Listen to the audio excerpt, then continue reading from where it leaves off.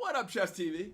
Back in Atlanta after a wild weekend. We're going to get into stories from MIT, from Levy versus Danny, Chess Boxing Fit, from the keynote and all the cool connections that came from a conference of that caliber.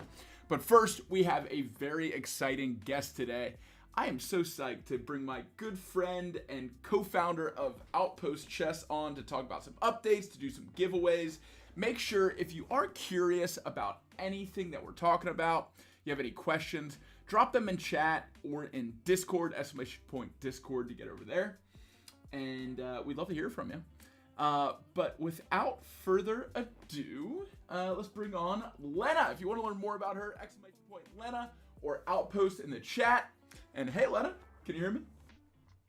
Hello there, I can hear you. How are you guys? I can hear you. I think we're good to go. Mods, let me know how audio levels sound and all that good stuff. But I think we're all set. How are things in Belgrade today?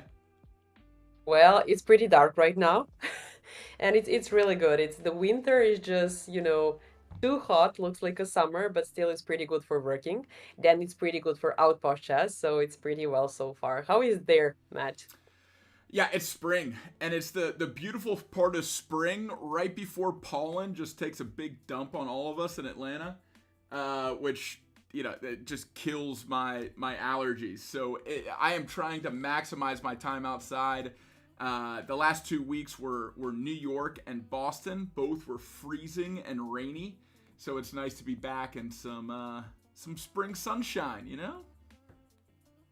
I agree, totally agree. And not to forget, thank you for having me. Of course, yeah. We aren't here to talk about the weather. We're here to talk about some exciting Outpost updates, and we'll start with the big one. And I'm gonna pull something up for chat. But do you want to just give a little context about our most recent partnership with a certain chess organization, and I'll show everyone the announcement. Definitely. That's the biggest thing that happened actually these days, the previous days. And that's exciting because the FIDE is actually the World Chess Federation, just signed a deal with us, with Outpost Chess. And we're kind of registering all the companies at the World Corporate event, which is and I'm telling the audience here a big time, and I want everybody, whoever has a company or work in any kind of company, to tell people actually that they need to register through Outpost, and they will be, fighting for finals in New York City. I don't know, does anybody knows, but the finals are pretty exciting, and the fee that covers every single expense regarding the finals and the finalists in New York. So this is pretty exciting, and we are as Outpost Chess about the register as well, so we can compete, and so we can try to go there and from Serbia to New York and to win the battle. I don't know how about you, Matt. Are you excited about this part? I don't know, Hey, any company, and from any kind of any part of world, already 7 companies registered from China, from India, from I don't know, from all over the world. So I'm pretty excited. listen, any reason to go up to New York, I'm in. And on top of that, to be partnering with the most respected international organization for chess that organizes the biggest tournaments, the World Championship finals, everything. Uh, it's so huge for a startup of our size to be landing a partnership like this relatively early in our story. So I am so excited. I'm going to pull up the tweet that Outpost put out. If you're not already following Outpost, exclamation point Outpost in chat. That'll bring you to the website, and you'll see all the socials there. You can also create an Outpost profile there. And if you create a profile today, you're going to be entered to win a coaching session with either Lena on chess or with me on chess boxing. Of course, these will be virtual, and they'll be done in Outpost Chess. Now, you might not have, even if you're already familiar with Outpost, you might not have thought that was possible, but we're going to get to some product updates for Outpost too. But here's the breaking news. FIDE is partnered up with Outpost to work on organizing and registering for the second World Corporate Chess Championship, bringing together chess and business. Now, these are like big tech companies, big corporations that you've probably heard of that submit teams of chess players to compete against each other. And in order to do so, they're going to have to create an Outpost Chess profile, and the tournament fees and winnings are going to be done through our fintech component of Outpost, which we're super excited to test out on a very big stage. Lena, how do you feel about being relatively early on in this entrepreneurial journey and already getting a big opportunity and test like this? I feel like shaking, a little bit, but I Honest, I like I it. I pushed the team too much. I know we are early, but we work hard, as you know. We pushed a lot, and then as everybody know, in every single startup there is a lot of bugs there, and there during the whole collaboration with FIDE, it's going pretty fine. Which is not to mention, weird, but still everything is going perfect, and then it's pretty good. But regarding the thing that I'm new in the startup world and in the business world, and I feel that I'm old in the chess world. So when those guys actually called me to offer a collaboration, I was like all prepared, because I'm old in the chess world, but still from the tech side we need a huge push uh, that week. And then I think we made it. Now everything is open, everything is live, official, and guys, I'm waiting you to register even today, and to see is it working or not, and should we improve something or not, because we're here to grow and improve. Absolutely, and that's a great mindset. It's okay to have some fear, especially when we're leveling up, when we're getting some tests. But your reaction to that fear, I think, is really commendable, and is what we need in a leader. So I'm super excited about that, and we do have another update too. I'm gonna pull up another tweet here. We recently hit 6,000 users, so another milestone. And Lena, do you want to talk about, like, I guess, how you create a profile? How did we get 6,000 people to go through this process? Yeah, definitely. It wasn't an easy job to do, and we hit that 6K literally a few days ago. And the thing is, when you have when you're at the early beginning, it's hard to communicate what you actually are, what you're doing, what are those sticky features, and users actually don't know why they actually are being here. And now, when we are like older, as a startup, we kind of know where we are and what we can do for user, and that is visibility. Now the user can find club, can find tournament, can use tournament calendar, can play our tournaments, can register. So they finally felt what is Outpost Chess for them. And after that whole circle, and you mentioned the updates. We added super cool sticky features, and I think that it's about the time to mention the one versus one gaming, the learn ground field, and as well the link up field where many people from the chess world can meet grandmaster like Hari Krishna Pentala, like Van Forest, a lot of GMs who are already on the platform. They can pick and they can schedule event, they can talk to them and listen from their experience. And I encourage all the people here to at least sign up and make themselves visible in the chess world, and the huge opportunities will definitely appear very soon. So I'm pretty excited about everything. I don't know where to start and to dig deeper about any of those features. Let me know which one for you is the most exciting one. Yeah, well, let's go ahead and start with the giveaway, because I think that's what people will probably get excited about here. Um, we we might be having some connection issues. Just a heads up there. We're one of the mods is saying we're cutting out, so mods, let me know when we're good, because I don't want people to miss the opportunity to get into this giveaway. We back. Somebody told us that you We went all offline. set?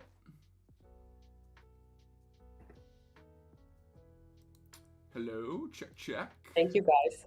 You're just helping us to get online again. Fine now. Let you know when it cuts out again. Okay, thanks a lot, Java. Okay, so we're doing a giveaway. If you sign up now, not only do you get a chance to win a one-on-one coaching session with me or with Lena, you're also going to get free entry into the next tournament, ! Tournament, that Outpost is hosting, which is a free way to potentially win money. And even if you aren't a titled chess player like Lena is, we're playing a very how do I say this? Very fair, very it's freestyle chess. It's Fisher random. So you don't have to have a ton of openings memorized. You don't have to know theory and what's in meta right now. All you have to do is know how the pieces move, see what the random assortment of pieces that you're handed for the game are, and then do your best. And you could end up winning your ELO category in the tournament, and you could end up getting a coaching session with us. So if you sign up for an Outpost Chess profile, of course it's free. It just takes a few minutes to set it up and then to verify yourself. And then we'll manually add you to that tournament, assuming that you want to be a part of it. If not, no big deal. And then next week on the show, we're going to be announcing who won the free coaching sessions. And those coaching sessions can be based around something you want to learn.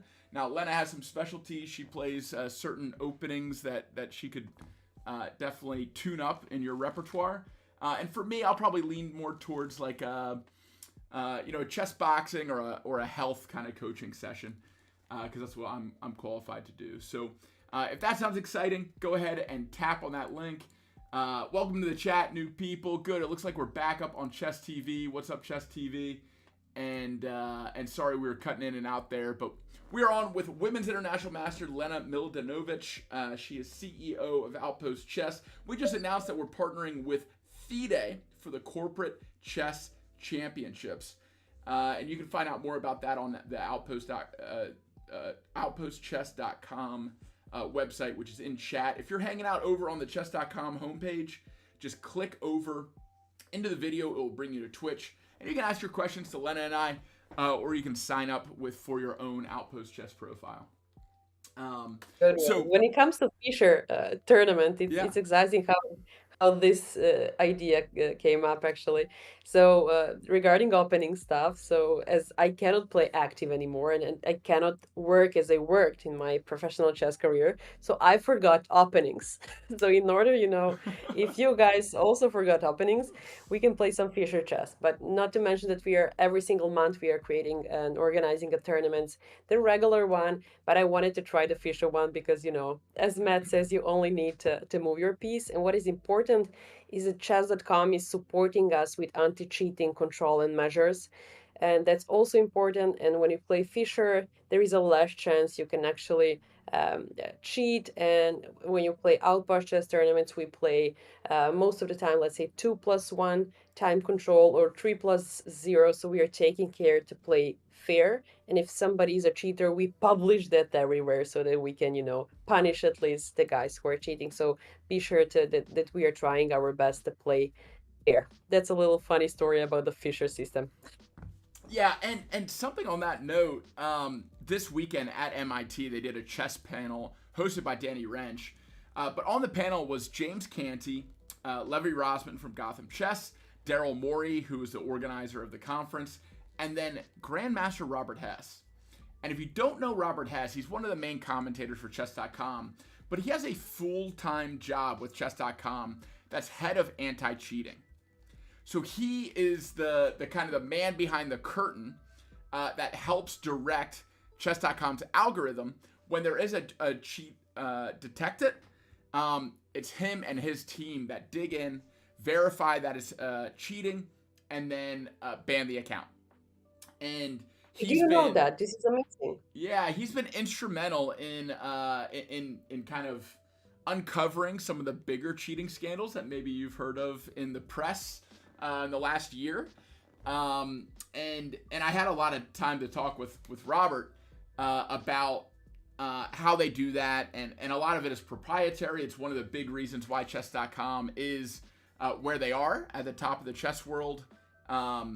And it's so I'm really happy that we're partnering with both FIDE and chess.com to put on the best tournament possible for the corporate chess championship. So The if you best too, definitely. yeah, if you are part of a big corporation, if you want to run this up the ladder to see if you guys can enter a chess team into this championship, have the chance to go to New York and compete against other corporate chess teams, I think it's an awesome opportunity to do so. And if that's not your thing, maybe we talk about one of the other product updates that you've been working on, Lena. Maybe that 1v1 one. What's that all about? Definitely. I'll mention all three funny features, but let's start with the gaming thing. Mhm. So I start always when I think that something is interesting because I'm coming from that chess world and I'm more from the chess world than from the business one. But what I do as a next step, what the business colleagues and you learn me is to ask, the user what they really want. So we made a survey, and from the answers, we learned that they want to play one-on-one and they want award quickly, like to play one-on-one chess, like chip in for the tournament, and then who won gets the money, but inside of the Outpost wallet. So that's kind of a whole circle closed in one single platform. You play at Outpost actually the moment before. You find your colleague, let's say if you're afraid of cheating, you can play, let's say, only with Matt if you want. And then if I play Matt, I'm probably gonna win, and then I'm probably gonna win the money. And I know that I'm Hey. secure. I'm just kidding. But the thing is, you can pick your friend, you can challenge, and you can play as long as you want. And just like, you can pick the tournament fee size, whatever you want and whatever your friend want, and you can play, have fun real quick, and then be awarded real quick automatically in your wallet. So finding, matching, playing, and then Outpost wallet all in one. And this is something what we will introduce, let's say, in the 3 months out of now, because we have two, let's say, maybe even more interesting features. And one is definitely Learn Ground. as I have a lot of experience in learning, especially kids, I was always missing the camera inside, the funny move, the funny board. And then we figure out that we can actually create again everything at one place. So I can find my students, so I can I can set up my availability, I can schedule in a professional way, like a Calendly, let's say, and then I can be redirect to the Outpost Chess board. I can play in a funny way with the students and kids. And then again, I can get pay in my Outpost wallet, where we also close one whole circle of chess, let's say, learning. And then this is something what we will release in 2 months. I hope that you will all try. And just to mention, you can really now schedule a demo with me. I'm going to show you every single thing, how it works. If you're a trainer or if you're a student, you can schedule a free demo with me anytime and I will show you. And you can text me inside of Outpost Chess platform. You can find my profile and text me there. And regarding the third feature, and you're going to let me know which one is your favorite, Well, let's pause on is that second one real quick. So here's the thing that I like about this is one, you can use this kind of environment for learning. You can set up with a coach. Let's say you're a really good chess player, you want to start making money from coaching. You can do that through Outpost. You can set up your bank. You don't have to worry about, oh, is this person going to pay me? Are they not going to pay me? As soon as you connect on Outpost, in order to set the appointment, set the coaching session, the funds are going to be transferred when that session happens. So it takes a lot of the guesswork and the necessity for a bunch of other apps like having to have Zoom and figuring out how to share a chess database and a screen on Zoom. It's just it makes it really simple, and you don't even have to use it for coaching. Some of our chess streamers that are onboarding onto Outpost Chess can actually just use it for meetups. So if you want to hang out with an individual user, almost like chat roulette or cameo style, you can do that. And we have a few chess streamers that we're going to be announcing soon that you guys are definitely going to have recognized that are coming on as Outpost affiliates, which we're stoked about. So just wanted to add that in real quick before we moved on from update number 2. But what is that update number 3? it's actually link up. You mentioned it Oh, like a second I ago, ruined it. which was amazing. I was like, this Good is all very cool. segue. Okay. And you did prove your point when it comes to, uh, me before Outpost. I was like, oh, like, let's turn on Zoom, let's turn on Chess Base, let's turn on Late Chess, then, let's have PayPal or let's give them account to pay or something like that. So it is all covered, and this is a good point. Thank you for that note. And when it comes to the third one, it's actually link up so that even if you're just, let's say, famous, not just GM but GMs as well. um let's, for example, I would love to schedule a call with some amazing GM and to hear from his experience. How did he learn something, and how did he, I don't know, improve in endgames, which is maybe my minus or something like that.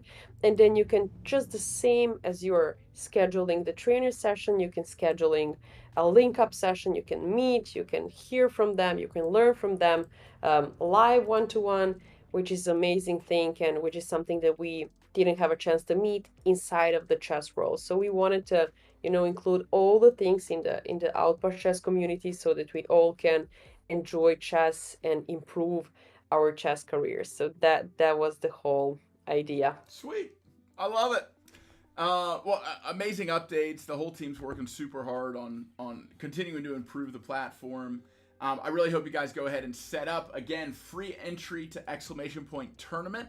If you want to learn more about that Fisher random tournament, you can win a little money just for setting up an Outpost profile. You don't have to pay the entry fee, and you have a chance to win a coaching session on the new coaching environment on Outpost. So really excited about all that.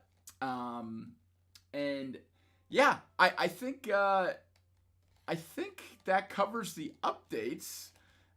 Is there anything else that you want to share with people before we let you go to sleep because I know it's super late there. I was about to say that.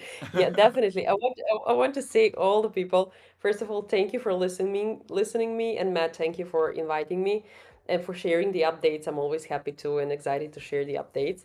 I wanted to tell all the audience here that if they need any help and assisting during the registration process, during the if they get in and verify their profiles but they are not in their tournament, just let me know, send me a message. And if you find something that you don't like, just let me know. We will try to improve that. And literally, whatever you want, you just can ask me, and I'll be there to help you anyhow.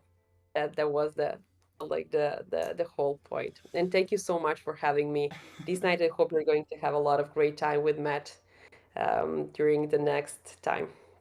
It's so fun, seeing how hard you've worked to develop this over the last couple of years, and in full blown like startup CEO mode. Like it's so clear that you've been repeating these things, honing how you communicate it, and getting it ready to pitch to chess coaches, pitch to investors, and the whole deal. So it's cool to be a part of this journey with you, and I know we're just getting warmed up. We're just getting started. 6,000 users strong. Let's get these movers on board. Make it 6,001, 6,002, etc., etc. Counting. Yep, keep it counting. And we are doing an arena today. So if you want to kind of like warm up for the Outpost arenas in the future, you can stick around for that. At the end of our Chess TV stream, we will kick off the arena. So excited for that too. We're very grateful that Lena is going to bed before that, so someone else has a chance to win. Because Good one. yeah, I will stay awake. yeah, Lena earlier was not kidding about you know being able to kick my butt and win some money off me. When we used to play, she would get a winning position on me to the point where like, oh, it's okay. There's no coming back from this. I should probably just forfeit. And then she could turn the board around and play for my losing position and still win. So if you want to know the power I of a remember women's that. international master, that's the I power. remember that. That's Yeah. a nice memory, by the way. Yeah. Oh, maybe for you. It's a nice Feeding my memory. ego. Yeah. Thank you for that. Yeah. Yep. So anyway, go create that Outpost Chess profile. When you click on that link, here's what it's gonna look like. You're gonna land on this page with Hari Krishna, Grandmaster out of India. You're gonna select player, and you're gonna click sign up now. And it'll just walk you through creating a profile, getting it verified, and then you'll be good to go. Lena, any final words before we say goodnight to you? I just want to say thank you once again. And yeah, just create a profile. Matt's gonna lead you through this process as he did right now. And all guys, you just have fun and let me know if you need any help. And good night from here. Awesome. All right, Lena. Well, rest well. Keep working hard, and thanks for coming on. Thank you so much. Keep in touch. Bye bye, guys. See ya. All right, team. It is time. I'm so excited for the Outpost tournament, too. I haven't played Fisher Random before. Drop in chat if you've played Fisher Random. But this will be my first time. And I think it's going to be super fun. I haven't done anything like it before. But I watched some of the chess.com Fisher Random tournament. I think they called it Freestyle Tournament. Freestyle Chess Tournament, maybe? I'm not sure. But really excited to check that out. Yeah, a lot of gratitude for Lena in the chat and for Outpost. If you aren't already following Outpost, that's it in chat. And please go ahead and create that profile if you haven't before. And we'll make sure you're hooked up with free entry and everything. Haven't tried it since the GOAT Challenge, but I want to. Yeah, I think that GOAT Challenge was a really good way to get that format out there. And I'm glad they're kind of rebranding it as Freestyle Chess. I think it's a better name. So really happy about all the things happening in chess. Chess has never been bigger. It's never been more exciting, and we're right in the center of it with this chess boxing stuff. But Let's go ahead and get into the daily puzzles. We're going to get caught up here. Now, if you're new here, I do push-ups when I miss puzzles. So if you do want to do some push-ups with me, you're more than welcome to. I highly encourage getting a little bit of fitness work in along with your chess practice. But here's the puzzle of the day today. If you've already done it, no spoilers. If you want to think through it with me, you absolutely can. But whatever you do, don't spoil it for everyone else if you straight up know it. This one is called A Fork Jams the Communication. I mean, this fork looks pretty strong. We are looking down at this.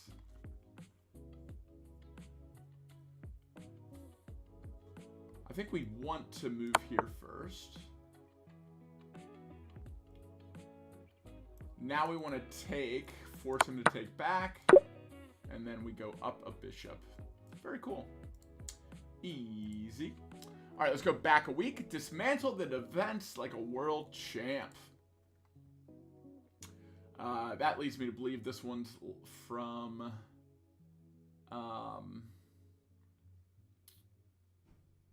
probably from Magnus, right? World champ. Could be from Ding Loren. Jack, say hi to the pup for me.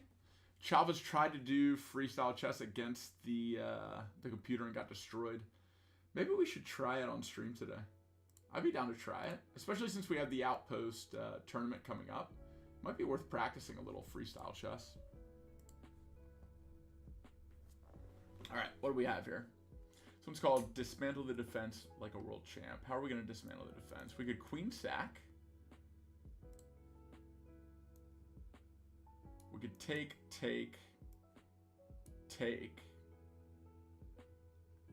And then we're putting a lot of pressure on the king. We could take, pin.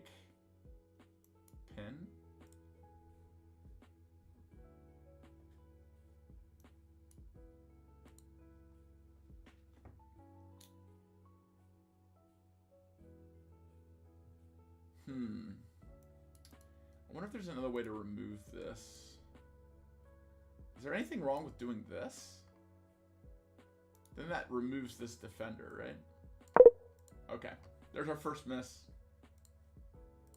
That is 10 push-ups. We can handle 10 push-ups. Don't you worry about that. Check, take. Take here.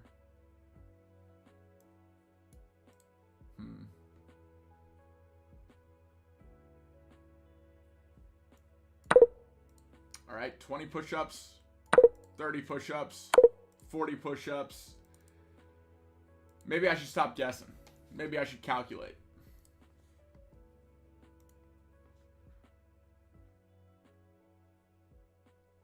Could it be the queen sacrifice?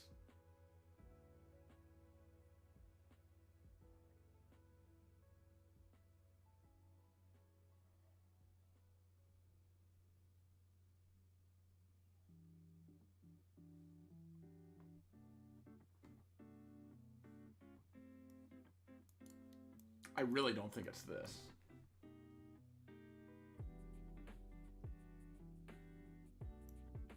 Check. Oh, wait. Is that just mate, though? It is the queen sacrifice. Man, I should have gone with my first inclination there.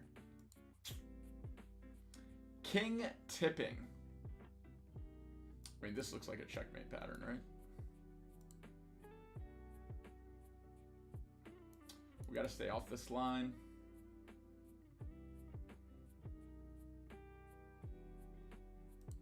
Okay, so check, he's here.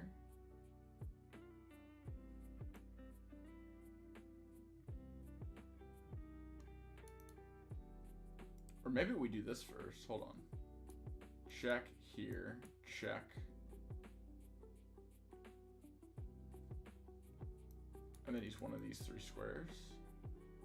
We can't get this up in time, though. So maybe we don't queen sacrifice.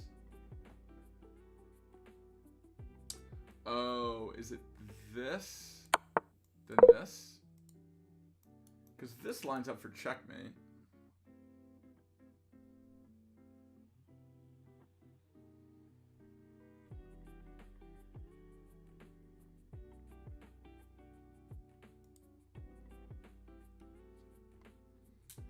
We do need to add 10 more push-ups.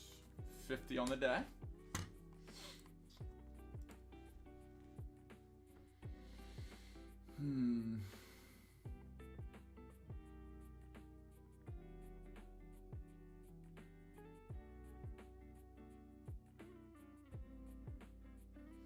I don't see another option other than the queen sacrifice.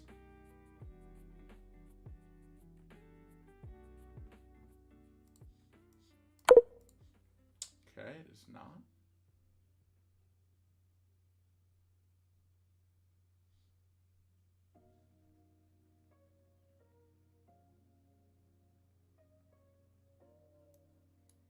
If we come here,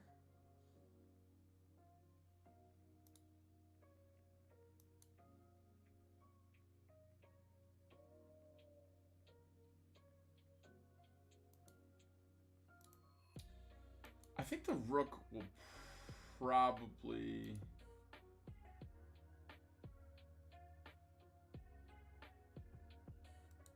So let's say he comes here, goes for a queen trade. We don't want to trade. This is definitely like mating territory.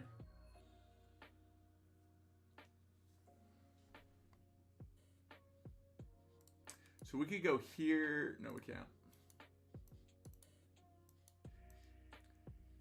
We really can't go anywhere on this line. So maybe it's not this.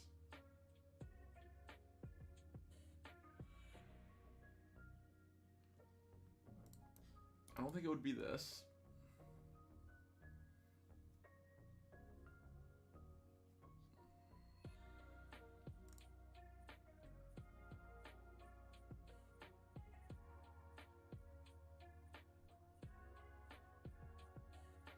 Yeah, great pawn. I think I already tried that. Yep, it doesn't work.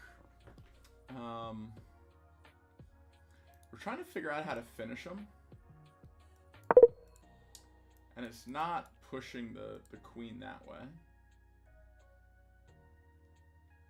It could be making space for the queen to come through.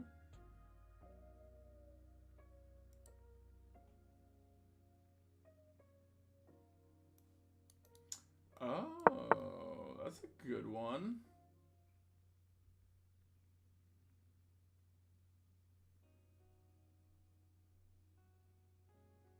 And now we just slide up to check. Nice. Good call, Great Pawn. Thanks for the help on that one. We need to add the push-ups, though. We're up to 60.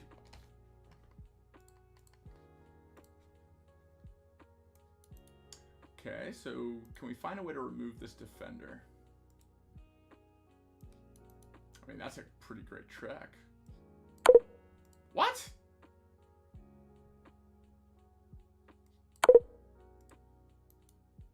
Both of those are really good moves. I'm so confused.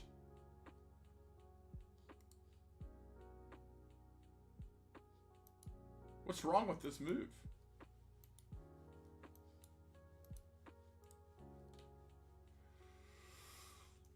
There must be a checkmate.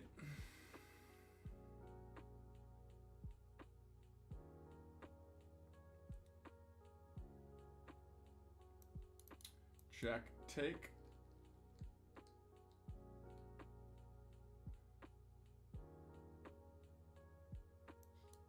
Check here.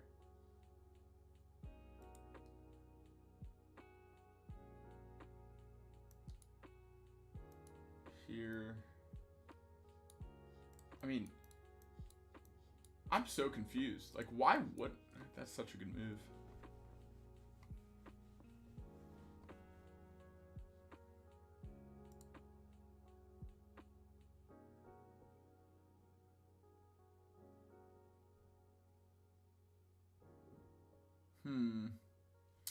By the way, Chess TV, thank you for all the challenges. I am going to get to challenges after I finish puzzles. And I'll give preference to those that come over to the Twitch chat. Drop a follow. Let me know that you challenged me in the chat so I can verify who's who. Should I try to trade? Probably not. Are we sacrificing? What are we doing here? I mean, I'm also looking at that.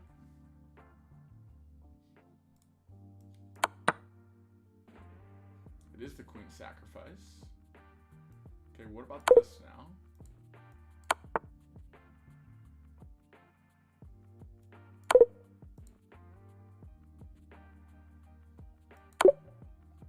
Ooh, what a mate. I think I missed like 3 or 4 on that one. Let's call it 4. We're up to 100 push-ups. All right, and we're finally to this week. Friday. Getting out of your own way.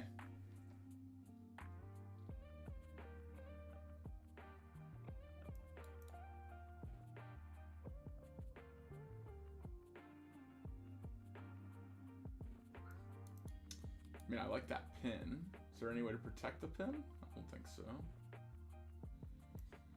Take here.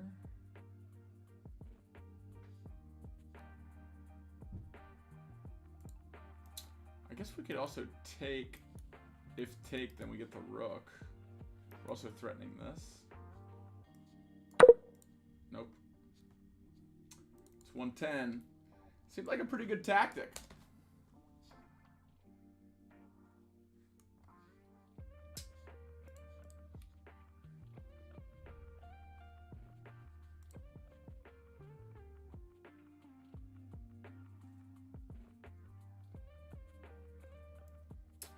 I mean, this threatens mate.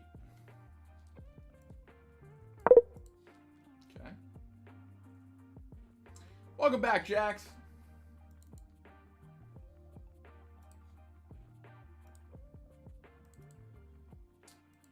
We are racking up the push-ups, team.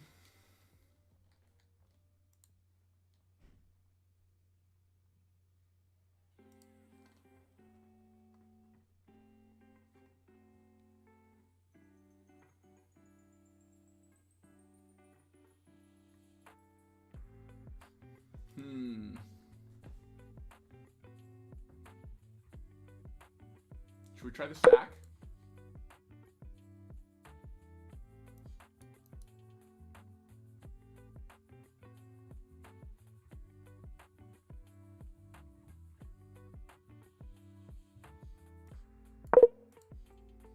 All these seem like really good moves, right?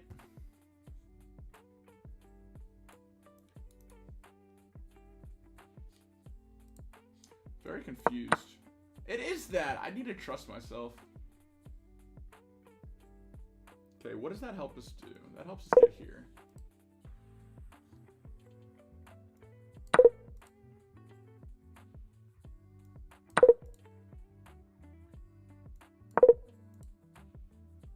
I'm missing so many. I should be counting all these. We're up to 150. Oh man, it's gonna be a heavy push-up day. So this is a mating square.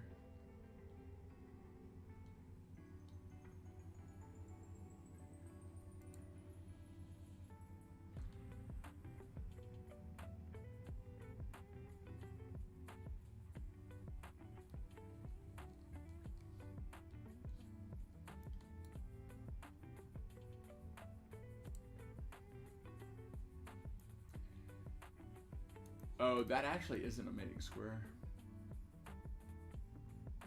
Is there another way to do this then?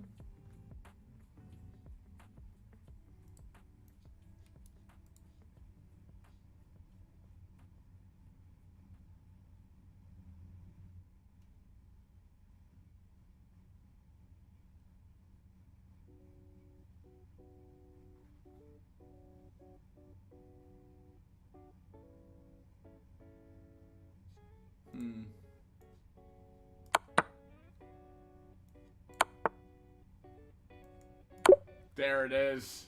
Okay. All right. We got 2 more, team.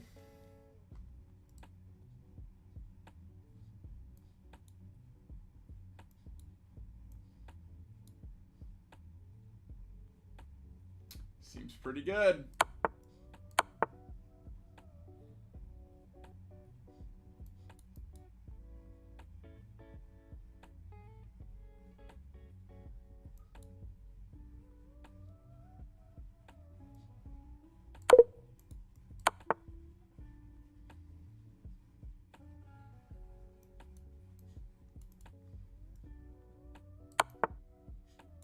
Taking it. All right, only 10 push-ups on that one. Let's see if we can get through this last one without any push-ups. No mistakes.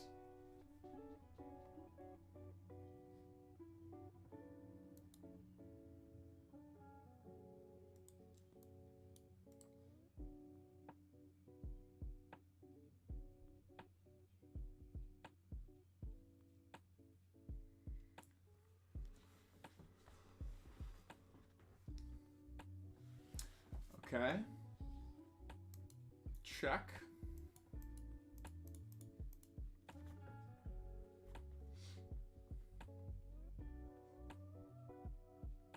So he's got to move to one of these two squares. He's got to move to this square. Check, take here.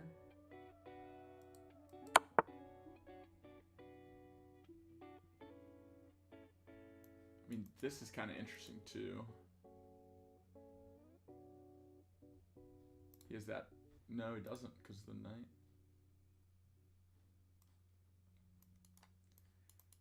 I think this is interesting. Check, take. I don't think mate's there, right? He can come here. We lose our bishop.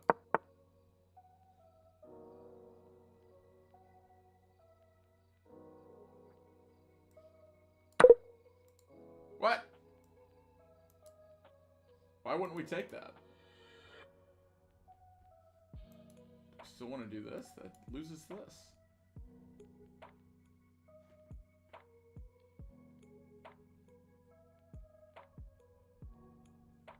Where's the mate?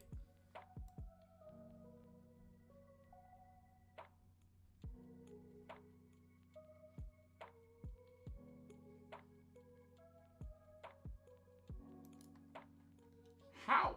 What?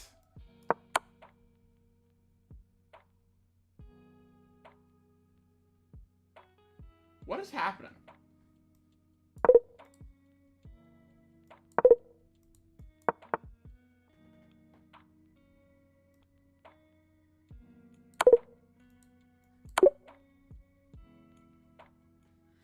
Okay, I missed a couple. I don't know exactly how many. Let's just do 200 push-ups today. Not 2,000. Not 2,000. I need to watch the breakdown of this one. Well, today we're going to enjoy some major minor piece magic. Compliments of Bogusz Pilichevsky, the composer of today's absolutely stunning puzzle. Now, one of the first things we may notice is we have a puzzle solution. So this means the king is forced to c5, and one promising pawn move leads to another. Notice that all of our pieces are preventing the king from using the 6th rank. The knight covers the b5 square, the bishop covers d5, so the king is once again forced to sink into our territory, taking advantage of the space left behind. Now this does look incredibly promising as Black's king has a grand whopping total of 0 safe squares, but unfortunately there's just no way to make any progress. Sure, we can continue to harass the king, but now the king starts to sprint up the diagonal staircase, and there's no way for us to hunt down the king. Okay, so confronting the king with the pawn was a great start, but unfortunately the king was just a little bit too nimble. We were unable to tie it down, so by focusing on our most forcing moves, and also realizing there aren't really any I didn't even consider moving the pawn first. sensible alternatives, we can move toward the puzzle's solution, confronting the king. Not only do we attack the king, we also deny a key escape square, so we're greatly restricting Black's options. There's only one legal move. The enemy king is denied a critical escape square by its own pawn. Our bishop slices through the dark squares, and our knight is doing an excellent job locking down a critical light square. The king is trapped on a light square, so our light squared bishop would love to be the hero of the puzzle. But how? The immediate bishop c6 doesn't work thanks to the pawn. Trying to attack that pawn doesn't really work because the queen is already defending that pawn. And even if for some reason the queen wasn't defending the pawn, queen g7 is an instructive double attack, winning a piece. Now on the other hand, we mentioned that black's pawn is in the way of its own monarch. Well, the same can be said for us. Our c2 pawn denies a critical attacking diagonal for our pawn in. Notice that trying to counterattack our king is simply not working, because we can shield our king and reveal the bishop's attack against the king at the same time. So the only way to keep the game going is the crazy looking, but absolutely stunning defense, queen h5, confronting our bishop. This is what I want the explanation on. So pushing the pawn would simply blunder a piece. But hang on a second, if the queen is attacking on this diagonal, isn't it also the case that the bishop is attacking the queen? Well, absolutely true, but this is not exactly a generous gift. All of the pawns are blocked, unable to move, and black's king is also frozen. There simply isn't a legal move for the king, but black is... Okay, that makes sense. Thank you. All right, let's check out my daily chess games. We're playing an old mentor of mine. Okay, he's advancing.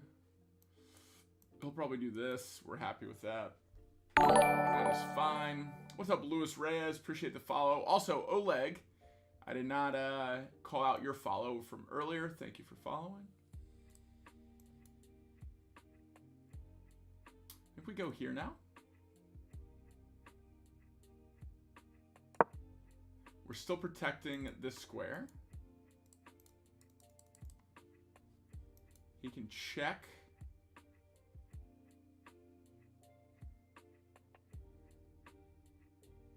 And if he checks, I think we just come back here and then we try to attack from the back.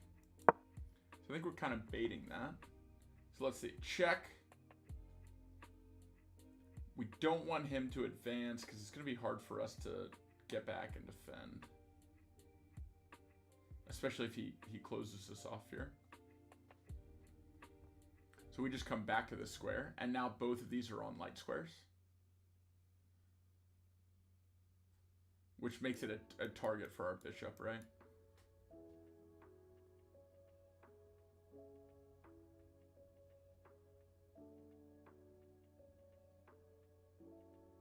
I like that. Let's do that. What's up, Zappy? Appreciate the follow. Thanks for being here. What's up, guys? I will be playing viewers on stream. Exclamation point play Matt for the instructions there. Also, exclamation point tournament if you wanted to sign up for the Outpost Chess tournament later this month. You get free entry if you use that link.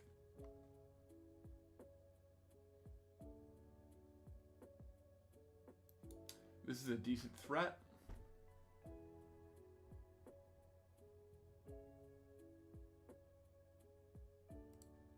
This is also a decent threat.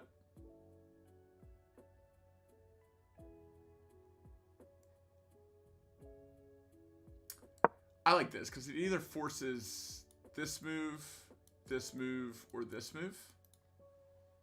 Okay, so if I'm here. Oh, wait, this just wins a rook, though. Check. How's he block? And then we slide here. Am I missing anything here?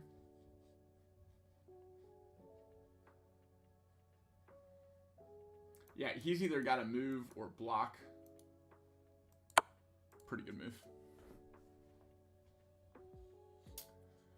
Cool beans. All right, now accepting challenges. Jax, we are now friends on chess.com. I don't know how long ago you sent that friend request, but sorry if it's been a while.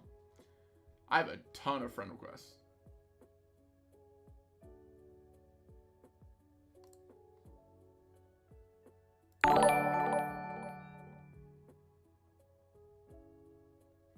Ooh, there's a 5-0 Blitz tournament in 2 minutes. Should we play that? I might play that. Cheers!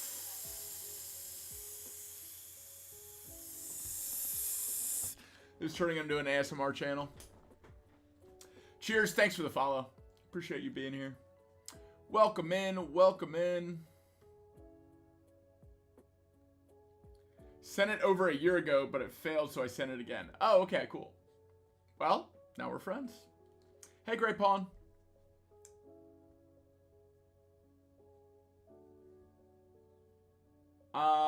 Yeah, let's do this.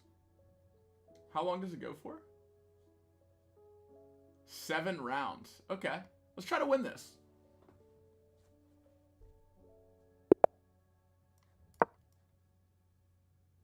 $14.46. We could earn some rating points here.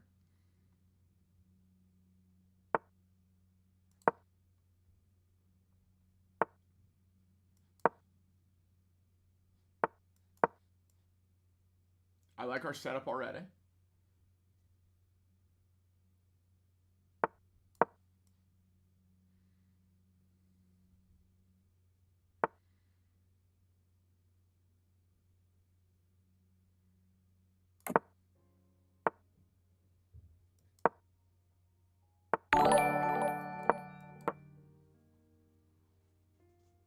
London style. Not quite. This is not a London. What's up, Vagos? Appreciate the follow and the message. Let's just let him keep this. Check, and we can deny castle.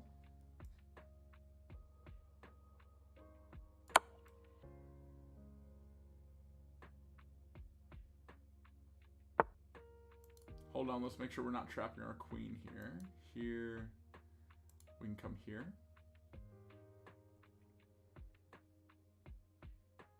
Looks like we're safe there. If push, dead, we just come back here. Push again, we come back here. It's a lot of moves, though. It's a lot of moves to use on our queen. It does still deny castle, though. And I do like denying the castle.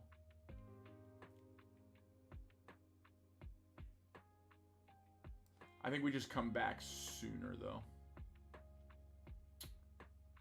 Yep, let's come back here.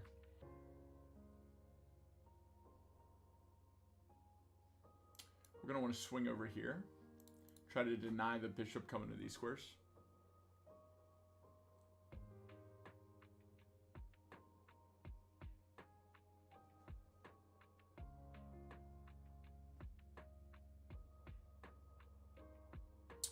Chava is correct. This is the stone wall.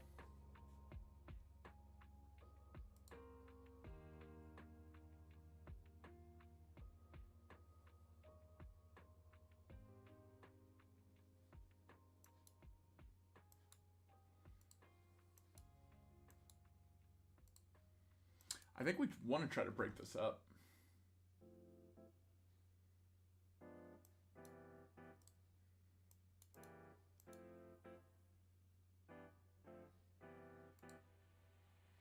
We like how much time our opponent's using on this move. Time is becoming a factor for this game again. Okay, pretty aggressive move. What do we want to do here? I think we just come here.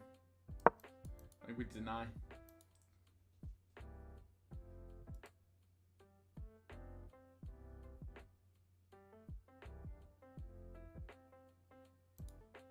We do not want to move this pawn. This pawn is the only thing keeping this this fork from happening. Sorry. Boom, boom, boom.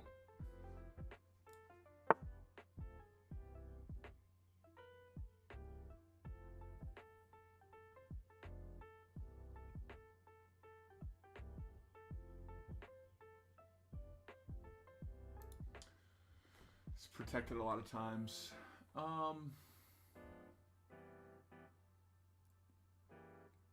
Okay, I think we're going to try to counterattack on the other side here.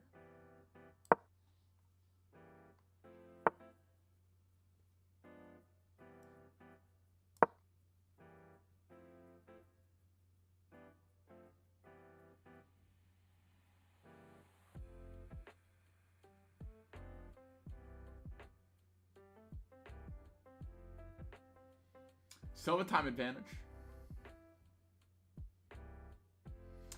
Yeah, Vagos, I'm thinking about that when it becomes like when I need to move this pawn is when I'm gonna trade this, because he thinks that he still has this in his back pocket, right?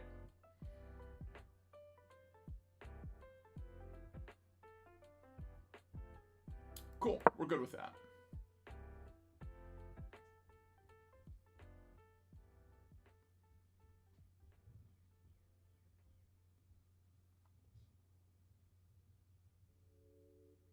Keep him thinking, keep him using his time.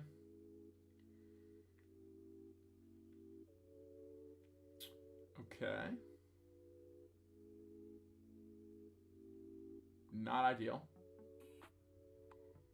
We're running out of squares for our queen. This is gonna slice us up. We just need to push. Do you want to move here or here?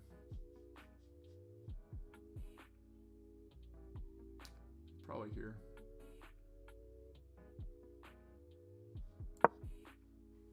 You can just slide back with tempo if I went to the other one.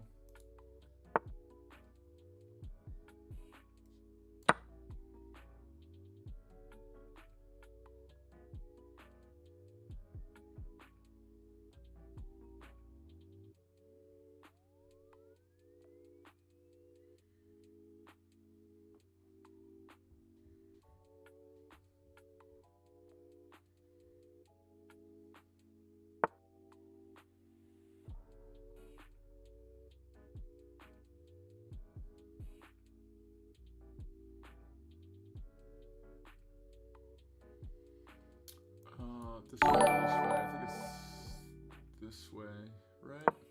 Oh man, Key Whiskey, what up, dude? Appreciate the raid. You're the man. Jeffrey, Key Whiskey, Onion, Zweeble. What up, what up? Welcome in. I couldn't think of a name. Seems like you thought of a name, dude. What up, dude? Key Whiskey, were you streaming chess? What were you up to? Hold the phone. Let me figure this place out. We're pretty close on time. 1, 2, 3. Okay, he can exchange here. Man, all the follows coming in. You guys rock. Key Whiskey, sending the peeps over. We got new homies in the house.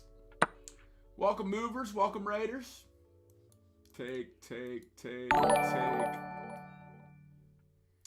We just slide on. Hold on. Take. No, we don't want to do that. Let's come back here.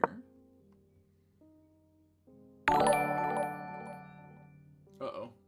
He's probably going to trade off that good knight. We're okay with that, though. And then he can push. Oh, man. Actually, that's brutal. Oh, no. Oh, he didn't see it. Thank God. How do we get out of this? You know what? I'd rather... Wait, we just take, right? We can accept the check. We need to get rid of that bishop. Because that move was brutal. That would have crushed us. Because then retake and then push... Yeah, we're okay. We're okay now. Who let the dogs out?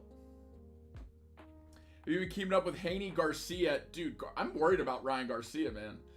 Seems like his account got hacked, is what I'm seeing now. Yeah, really concerned about him.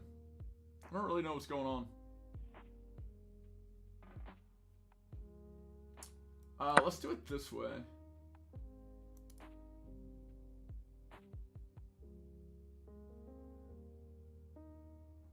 Because if retake. Now if he takes, we get this bishop. And we're somewhat equal. I just need to move a lot faster now. Alright, sorry guys, I need to focus. Let's do this. Let's do this.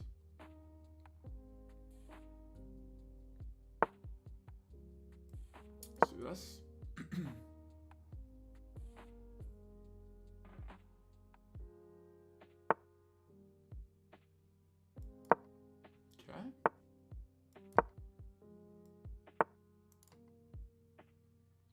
Here.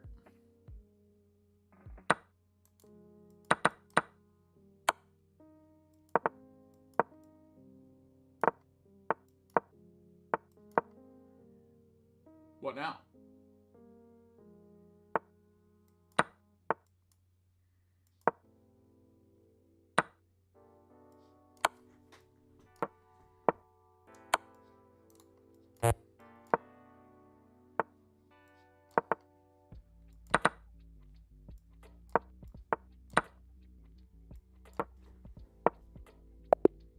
Let's go! Oh, yeah! Oh, we're beating 1433s. Come on, team. Oh, man. Woo! Key Whiskey giving us the good luck. I appreciate you, bro. All right, did someone shout him out? Shout out. Key Whiskey. Appreciate you. Oh, I have to wait. That means someone gave it. Oh! Alright. It automatically started. You guys rock. Alright, did I miss something? Mitch Pill. Let's get a clip of that one, too. Chava, you mind doing that?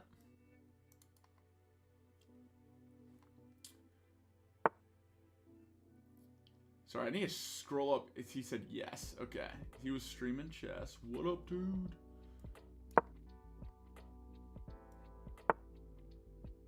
Okay, we'll take that.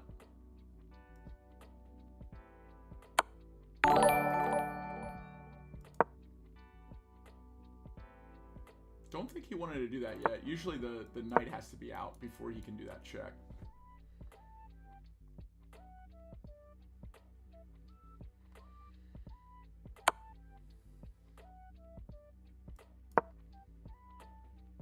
Oh, crap. He can just take. Yep.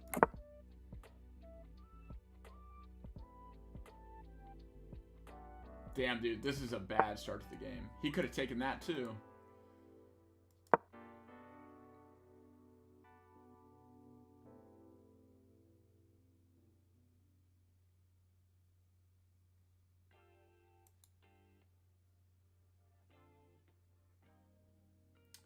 He's up a piece. We're up a little bit of time.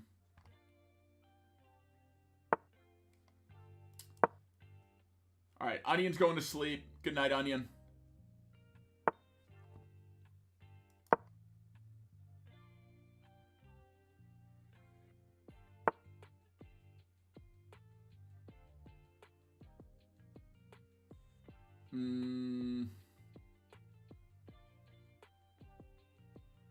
Let's just trade.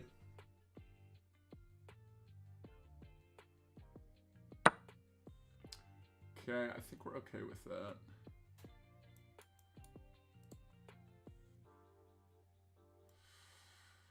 Let's come here. We're gonna have to do some maneuvering here.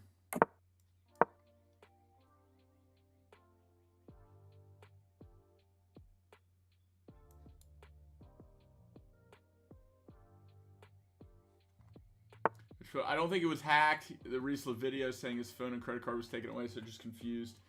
Yeah, exactly. That was him saying he was hacked. He wasn't posting any of that stuff. He doesn't have his phone. And then they got into all of his bank accounts and credit card accounts and all that kind of stuff. Now, without all this stuff going on in Ryan's life, even that aside, I think Devin Haney's a better boxer. So he's going to take... Let's go for this. I think this equalizes us. We get the check. We're defending that. We can take away this pawn storm in the middle here. Like this. Let's do it like this. Oh, he can just fork me.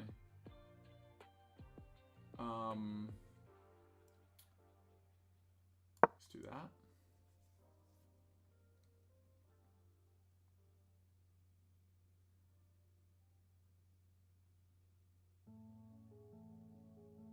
Where is he gonna go? Nice. So we get the check.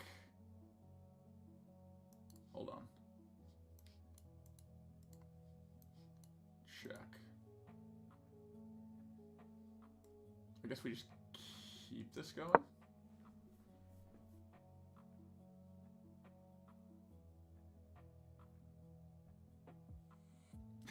We're staying alive. It's not looking good for us. Welcome, Chess TV and Raiders. We have a viewers tournament arena later, so stick around. Yeah, we're gonna start the arena probably after this tournament. Right after this tournament, actually.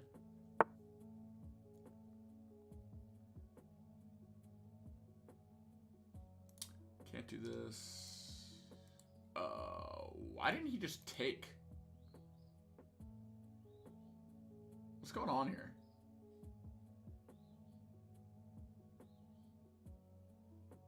Should we just give up our rook?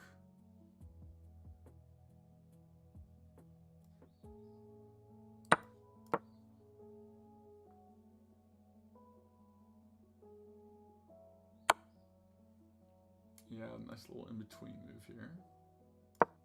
Only one move. Let's take it.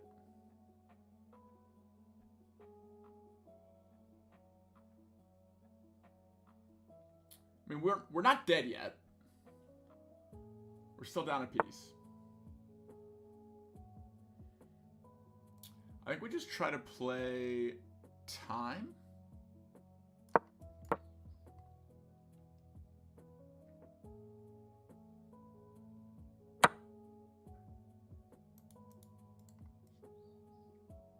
If check, we're moving f6. Okay, no check.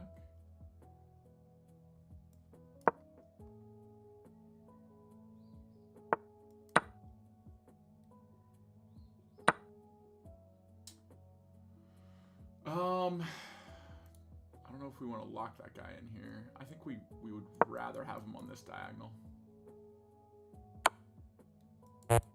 Oop. Okay.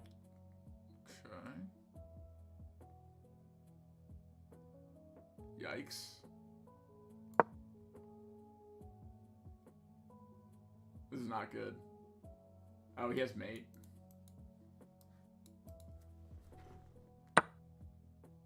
He didn't do it. He's missing a lot of opportunities, man.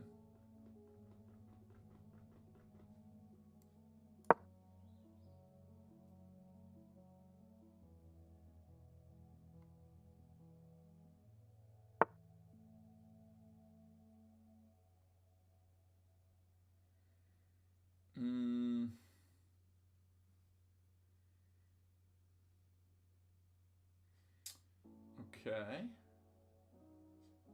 Let's do this.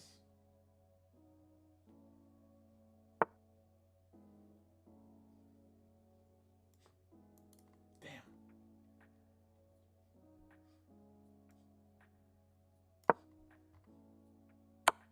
There is no mate.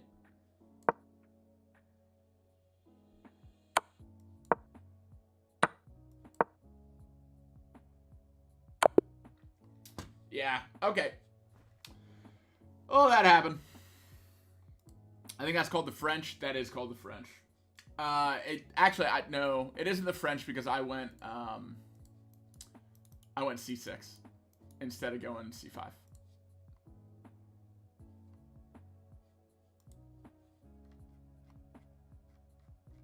Is it gonna automatically put me into a next game?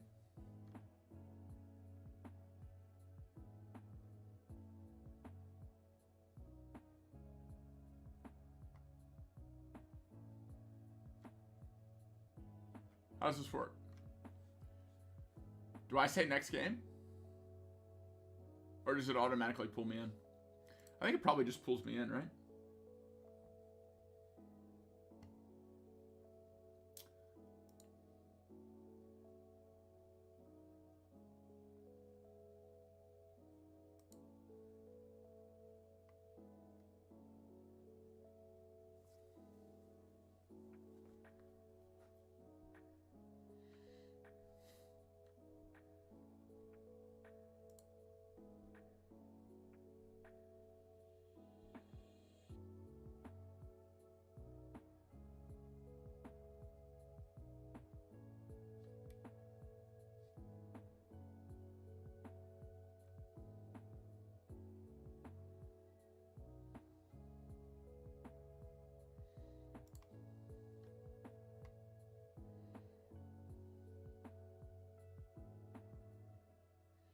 No, no, no, no, another raid. Chess Dojo coming in hot.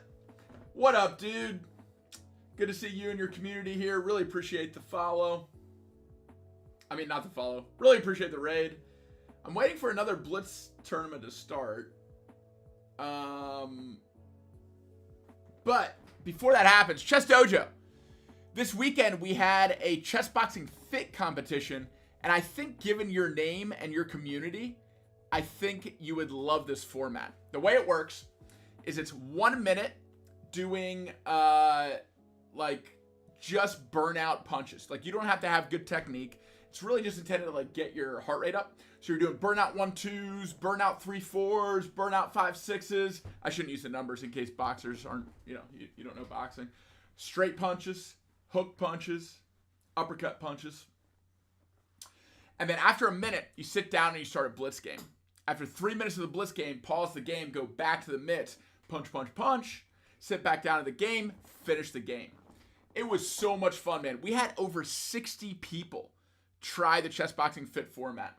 The guy that's helped me out with video editing, my friend Chris, is stringing together a bunch of the matches, and I'm gonna post it. But if you guys want to see that, if you think that's interesting, I think especially your community would really like it. So if you want to collaborate on a tournament like that or something, just let me know. Shoot me a DM. But really appreciate the raid. What's going on here? We playing? There we go. All right, next game is underway. We're playing at 12:30. We should be able to handle this guy.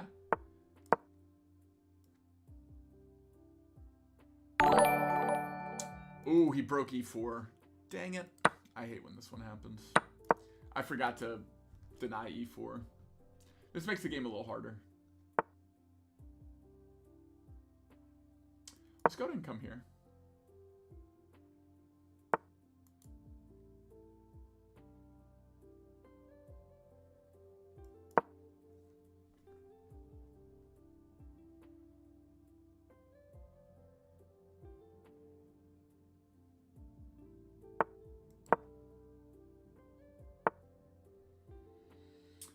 Do we castle long? I think we probably castle long.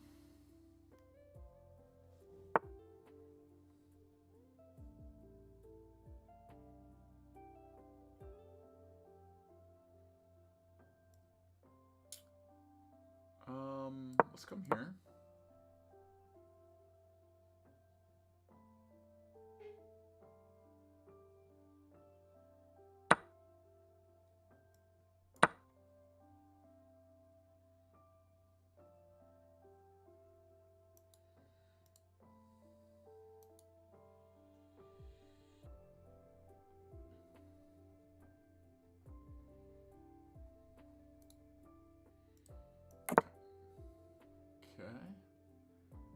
We threaten queen and this. Keep pressure on him.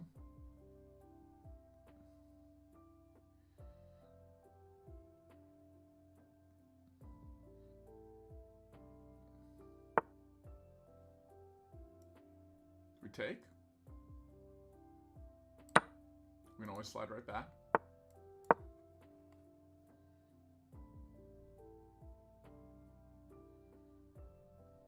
Now he can't push it off. He's gonna have to use one of these to try to trade it off.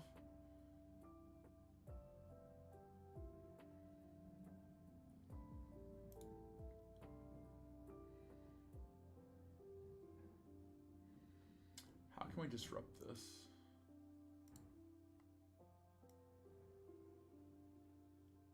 Let's try to challenge this.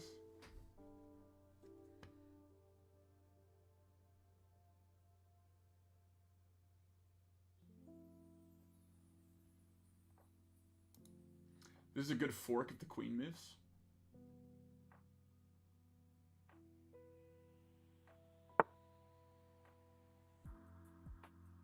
Very strange. Let's take. Advance.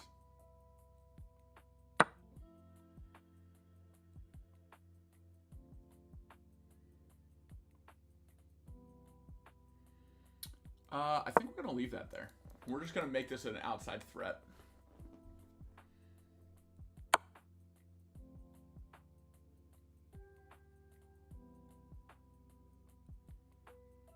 That's really unfortunate. Okay, let's keep it central. He's going to take this now.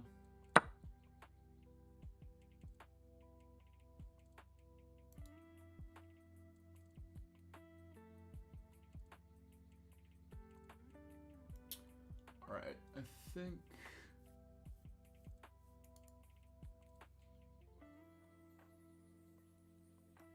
maybe we come here. Let's start in the back door. We're also keeping our eye on this. Shovel my driveway? You got snow? Bro! It's crazy. One move. Oh, it's mate. Right? Is there any way to stop it? Can't go here, can't go here. Dude, that's a brutal move. Even if it wasn't made, he has this. Maybe he'll take that, though. Nah. Alright. Well, that was rough.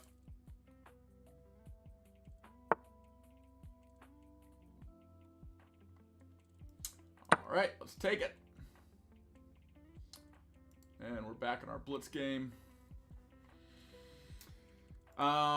Chess Dojo is such a goat. Really appreciate the follow.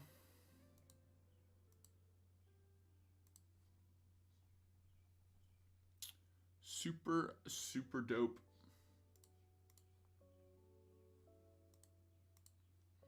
Just waiting for our next game. Reminder for people just joining, we are doing a arena. At the end of the Chess TV stream, we will be starting the arena. That's as soon as this tournament is done. We're in round 3 of 7 for this tournament. And then we'll launch the 30-minute arena. Cool. What up, Chess Zombie and a Sulphurous? Appreciate the follow, guys. Also, exclamation point tournament. You can get free entry into the next Outpost Chess tournament if you create your profile today. It's a today only thing. But you get free entry into it. It is a freestyle chess, Fisher Random Chess tournament on March 24th. So get you some.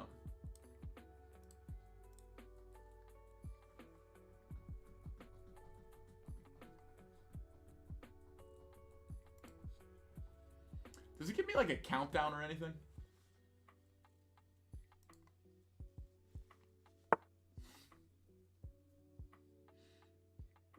All right, now I think we do this.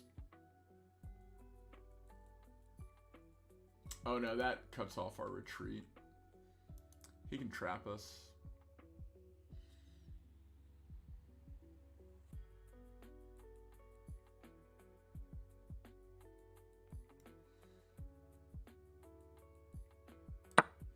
Let's just scoop up another pawn.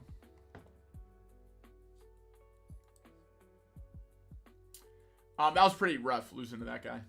That guy was lower rated than us, and I think it all started with allowing e5.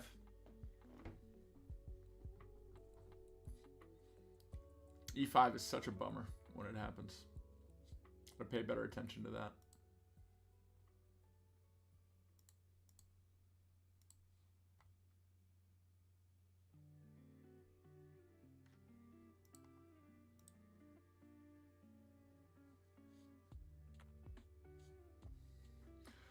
Bring it on!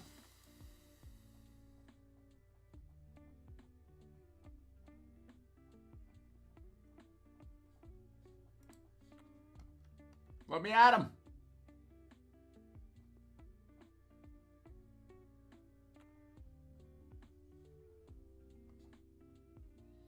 Man, I wish we just started our own arena earlier, because all this waiting in between games is lame.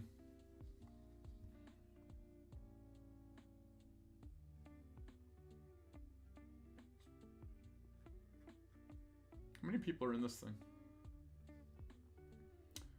0 for 2, 1 for 2. Why would someone with 1 for 2 be lower than someone 0 for 3? This doesn't make sense to me. Are they out of it now? Did they exit? Does anyone know how the tournaments work? I think you can leave the arena if you want it. Oh, okay.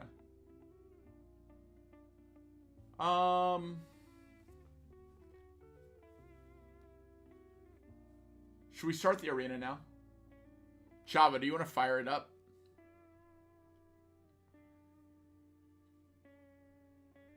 You have any reservations on non-boxers doing burnout punches, strain specific on elbows with bad form?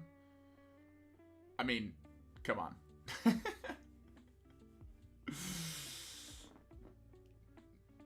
You can do this. I volunteer with an organization that does punches for Parkinson's.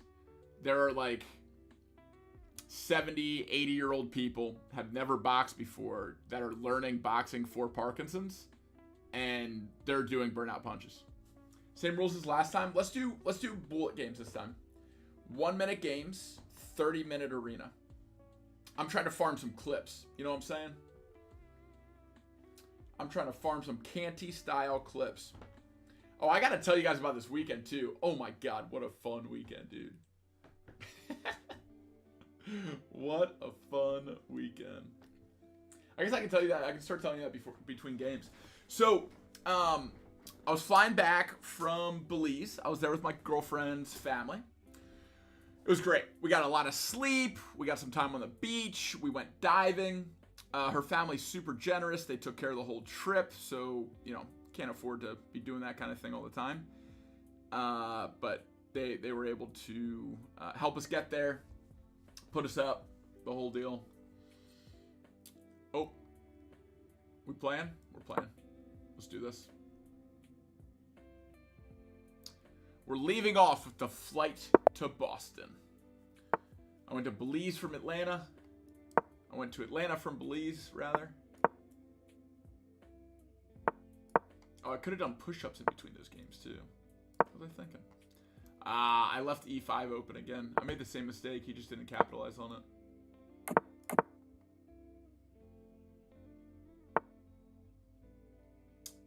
Easily deterred.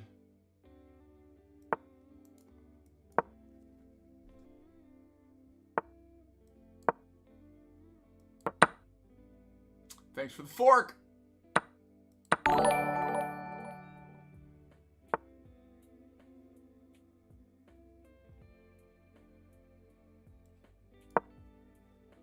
Protecting, attacking.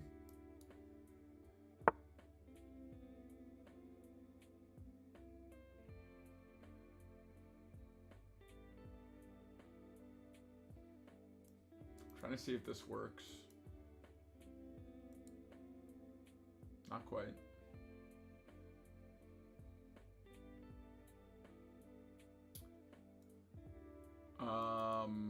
Man, this move is a bummer.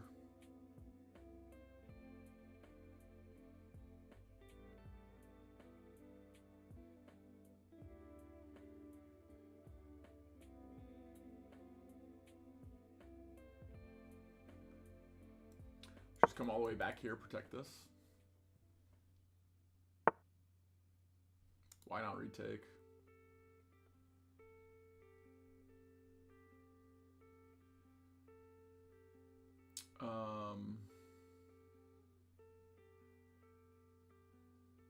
Do we have mate? No. Not quite. Okay, let's come here. Come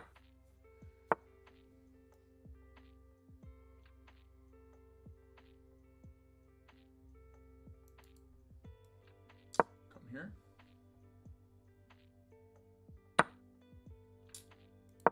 Man, I blew that.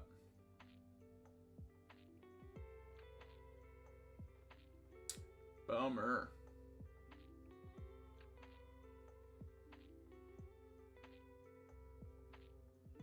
All right, Chava just launched the tournament.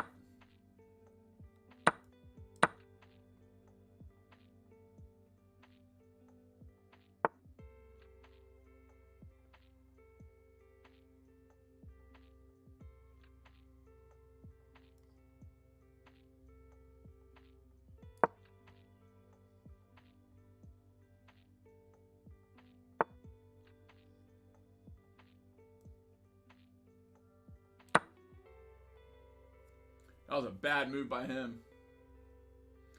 Google en passant, dude.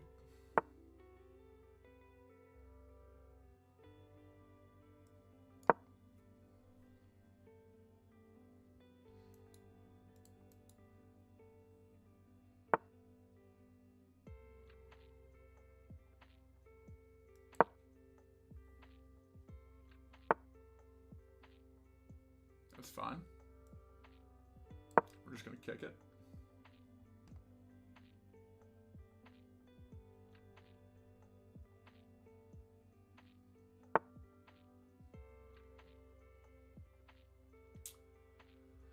Wow. That's a bad move.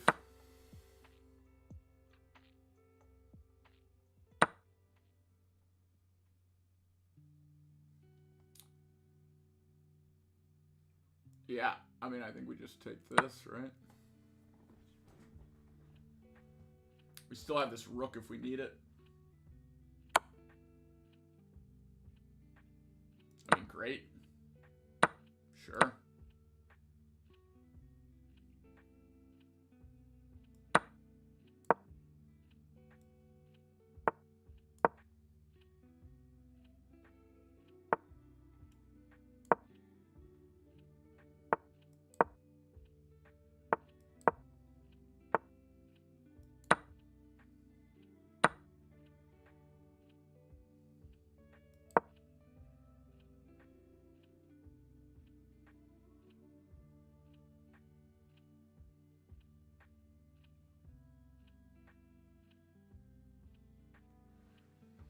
We are behind on time. Gotta be wary of that.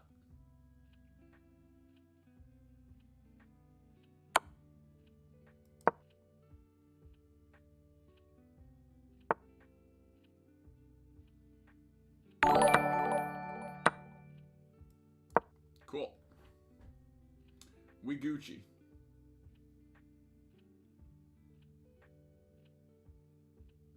We getting that dub. Tomato and moves. Welcome in, guys. Happy to trade.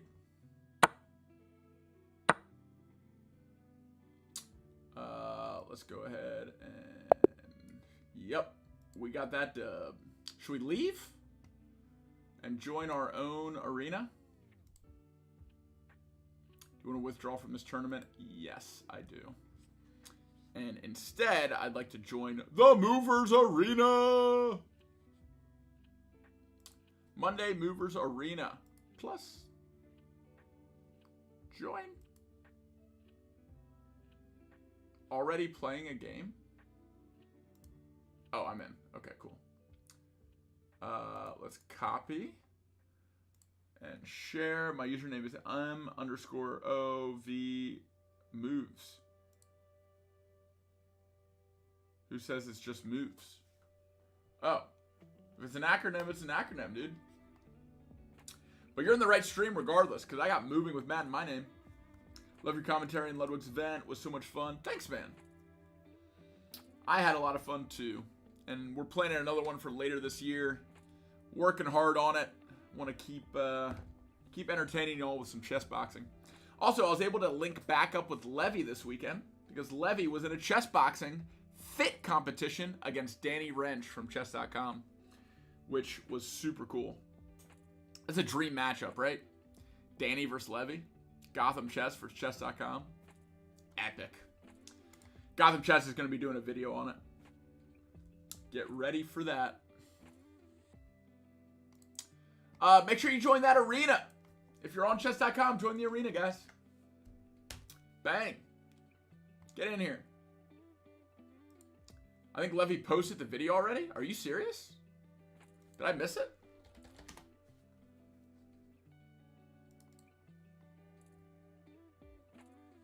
It must have been recently. Where's Gotham?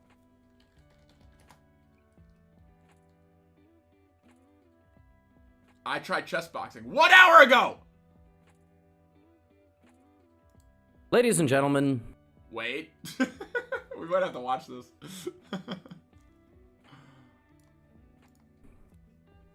I got into a fight. You see, chess content got a little bit boring, so I decided to mix it up, throw on some boxing gloves, and get into my first ever exhibition chess boxing match. Now, you may remember in December of 2022, I actually did commentary on a massive chess boxing event that was organized by Ludwig in Los Angeles. Chess boxing is a real sport, and in essence, what chess boxing is a match that is split into a chess game with a certain set amount of time and rounds and boxing. So, essentially, if you're losing on the chess game, you could try to knock your opponent out. So, March 1st and 2nd, I went to Boston. I was invited to the MIT Sloan Sports Analytics Conference, fantastic conference, a lot of incredible, brilliant people there giving presentations, and there was a chess boxing demo day. And the chess boxing that we were doing was a version of chess boxing called Chess Boxing Fit. So the format was split into a chess game, but for the boxing, we would be hitting mitts. So somebody would be holding mitts, and we would be tracking our heart rate and the power of our punches. And my opponent for this chess boxing matchup was none other than the chief chess officer for chess.com, Danny Wrench. Here's the format of the event, and I will put timestamps on the video player. First, we played a baseline blitz chess game, 5 minutes. Ladies and gentlemen. Sorry, guys. I gotta leave a comment on this, and then we'll go right back to it.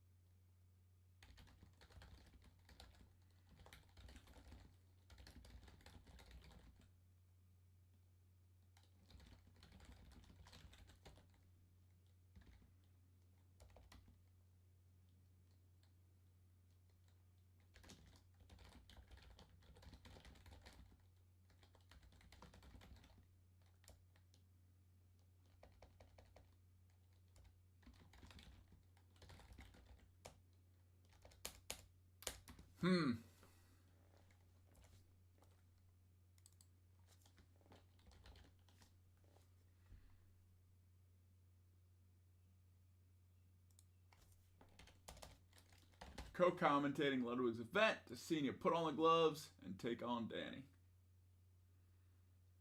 Thanks for the heads up on that, Chava.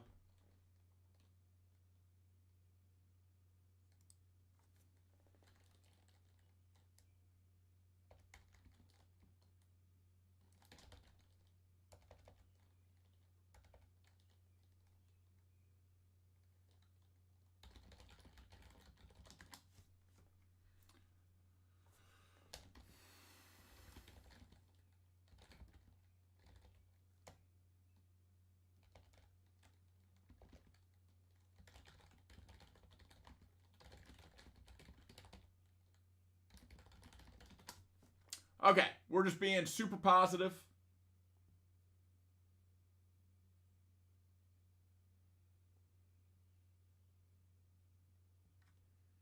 And let's get back. Ladies and gentlemen, hook officer for chess.com, Danny Wrench. Here's the format of the event, and I will put timestamps on the video player. First, we played a baseline blitz chess game. 5 minutes to show how we play chess when our heart rate is at its normal state. Then we began the 3 boxing rounds. The first 2 boxing rounds, we had to memorize a combination. And the 3rd boxing round was just punch 1-2 for a full minute straight to elevate your heart rate as high as possible. Obviously, in a real boxing match, you can just go at your opponent, but the point of memorizing a combination was to engage our brain throughout the process. Boxing round number 1 was a 1-2, slip the punch, cross, duck under, hook, hook. That's a long combination. Boxing round number 2 was all punches. It was 1-2, uppercut, uppercut, uppercut, hook, hook. And round 3 was just 1s and 2s. And so, let's see how I did in my first ever chess boxing exhibition. Pretty good, Levy. Pretty good demonstration. Combos were a little off, but pretty good. Here's the baseline chess game. We drew colors behind the back and I selected the black pawn. I actually really wanted to play with the black pieces because I'm very confident in my Caro-Kann, even at a peak level of exhaustion.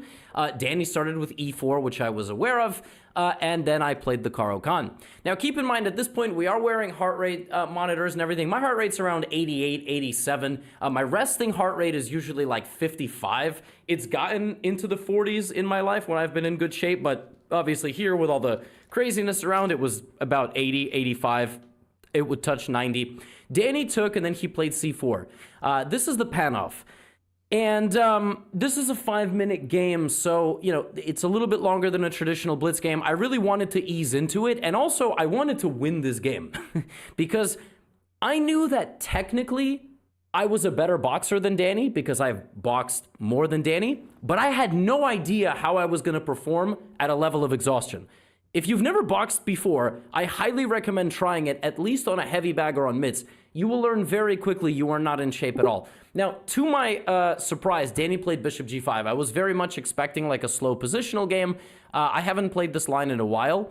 But this is a line that invites a lot of complications, and so I played knight e4, which I think fits my style very well. This is a very, very sharp and provocative line of the Caro-Kann, and the point is to hit the bishop and the knight right away, and then induce, kind of bring forward this move d5 and knight e5. And there's a very sharp line here.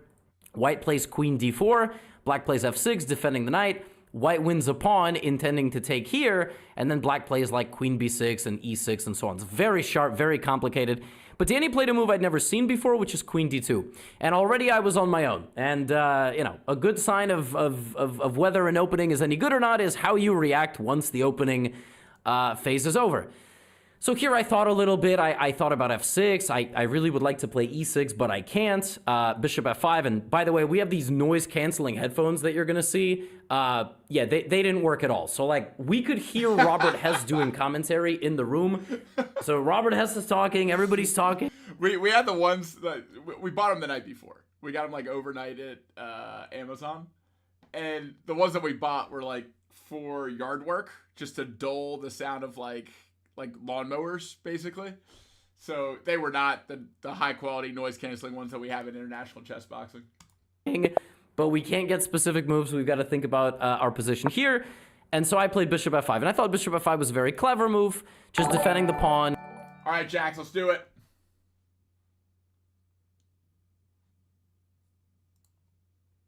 Uh-oh, Jax. No! Oh, she went.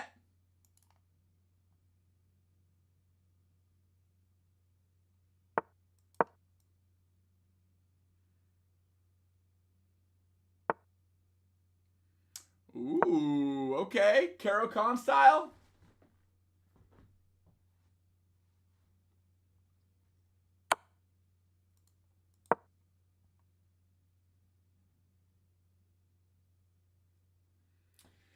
We gotta move quick. Uh-oh.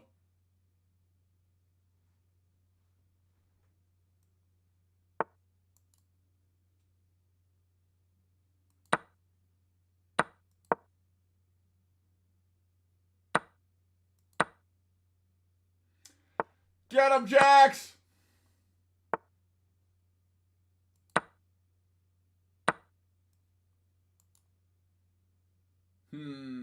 Queen sack!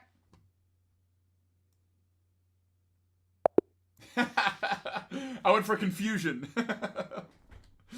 Good job. That was unlucky, Jax. The game, you didn't know the game started.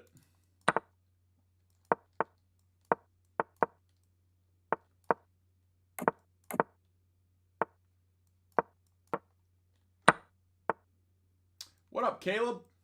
Welcome in. Good luck, have fun. Oh, I could have taken that. Mistake.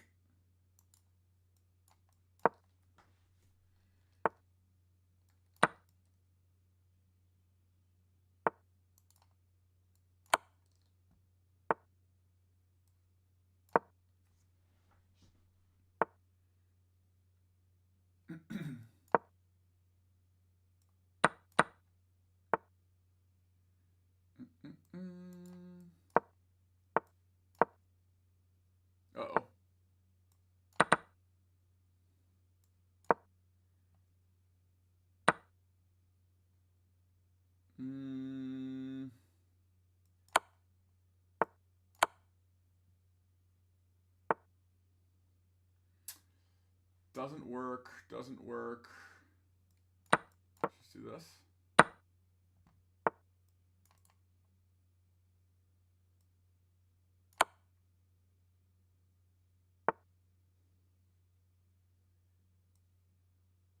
Ah!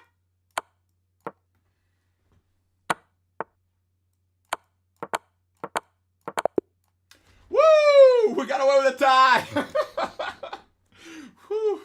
Going for that perpetual, baby. All right, next one.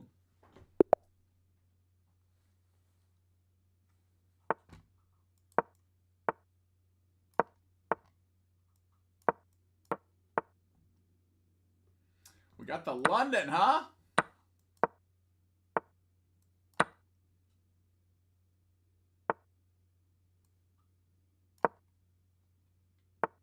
Ah! Chava! I blundered my queen!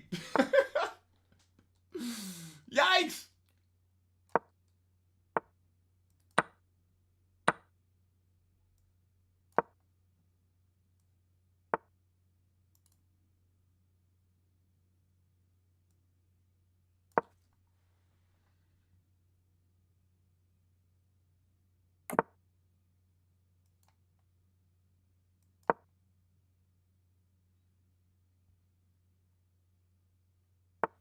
Pretty even in time.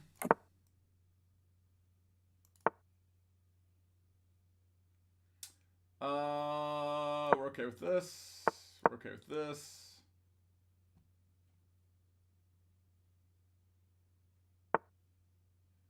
We'll take.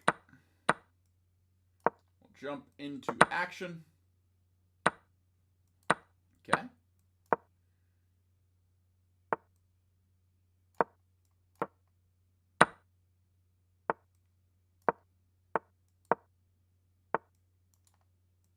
Okay.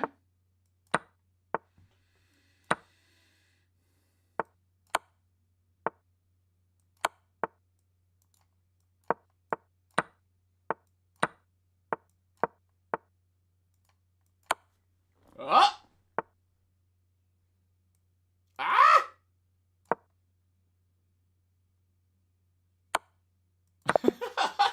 Ah! Stalemate! Good job, Chava.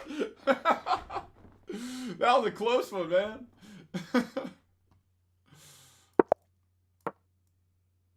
Let's go. That was fun. Uh-oh, 0 win chess.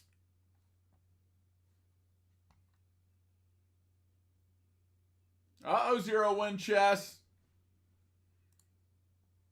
What you got, homie?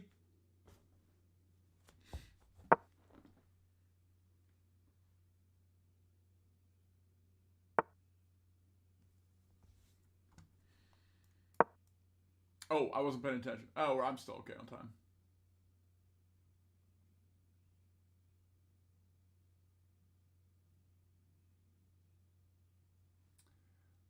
My brother.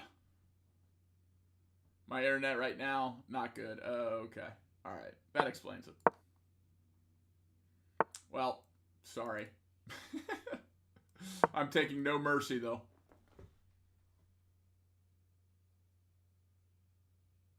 Trying to flag, but you got me the check. Great game. Hell yeah, dude. That was fun. I didn't realize I was stalemating you. I thought I had you. All right, who's next?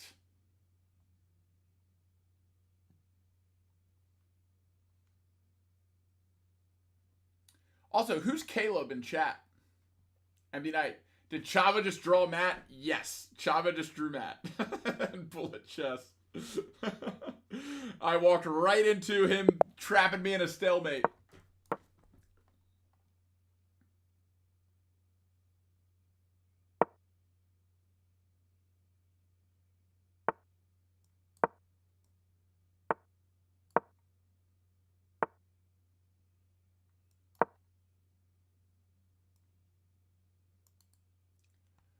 All right, Jax.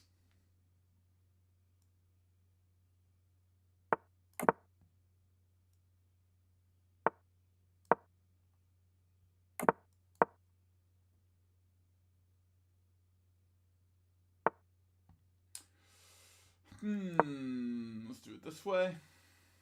MD Knight gifted a great MD pawn. Knight 0 has gifted a sub to the Great Pawn. You're the man, MD Knight. Thank you so much. Also, now that you're here, MD Knight, we can talk about actually meeting up in person in Boston. It's so cool getting to actually spend time in real life with you. We had a great night. So me, MD Knight, and Canty all went out to dinner, which was super cool.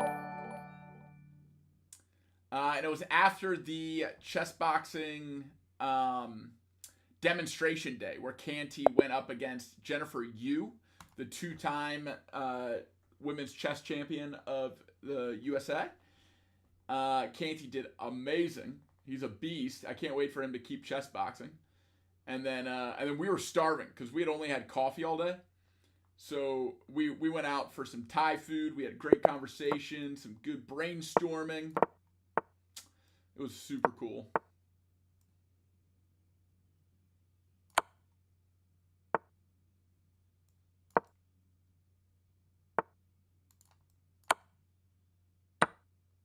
Okay.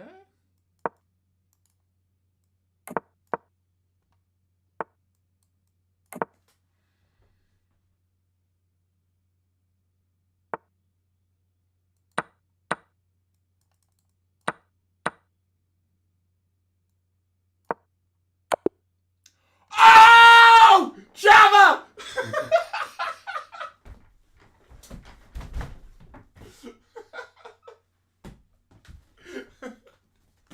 Oh no!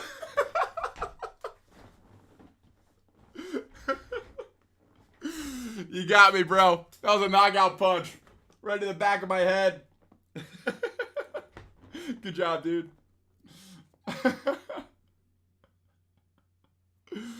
Damn, Java. 1.5 out of 2. I need another shot. I gotta pay attention. Sheesh. Got me, bro.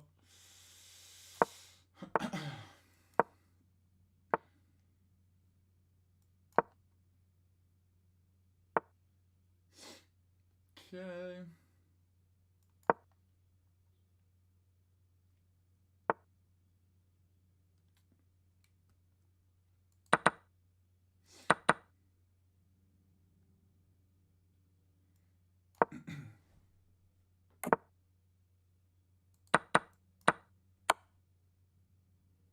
Oh, he still got me.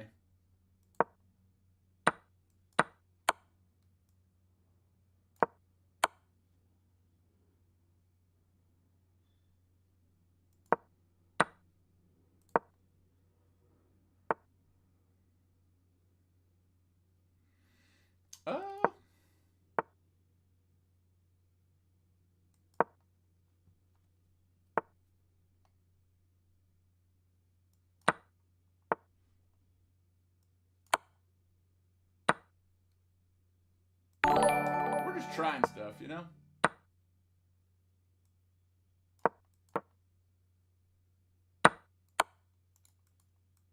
Ah!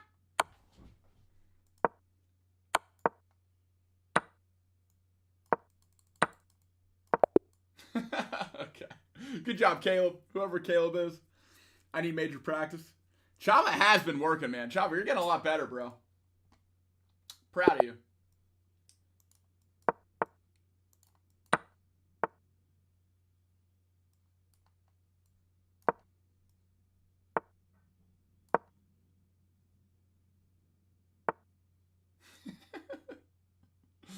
Okay.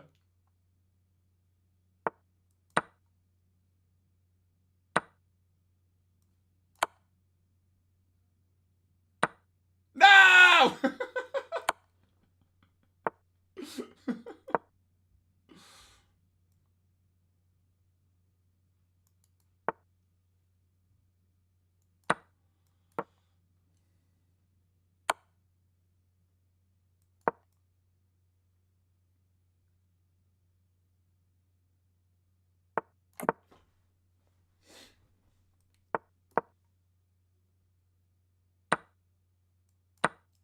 queen back.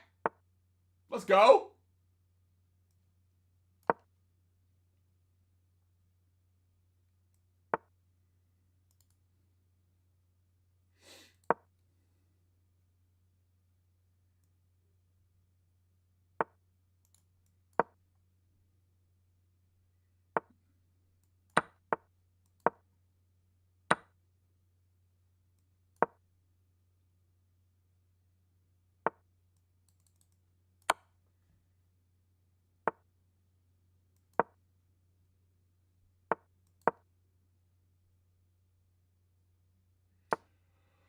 Oh boy.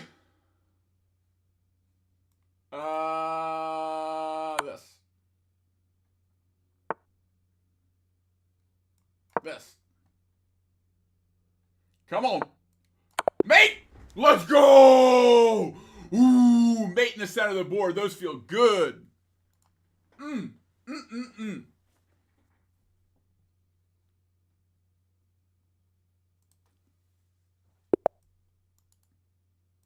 All right, Jax. What you got?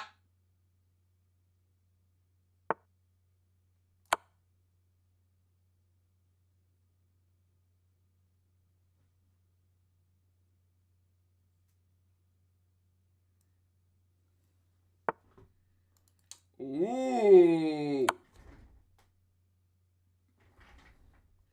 Get her.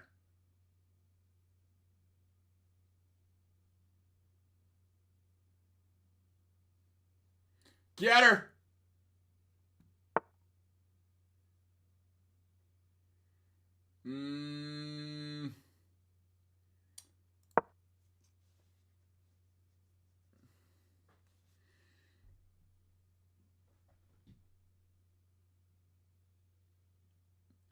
Uh-oh. Come on. Is this it?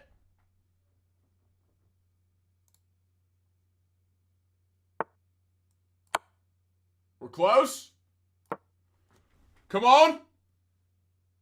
What you got, Jax? Ah! I was a move away from checkmate.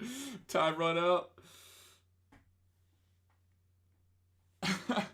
Don't sell yourself short, Chava. You found a backdoor checkmate I didn't see. That was good.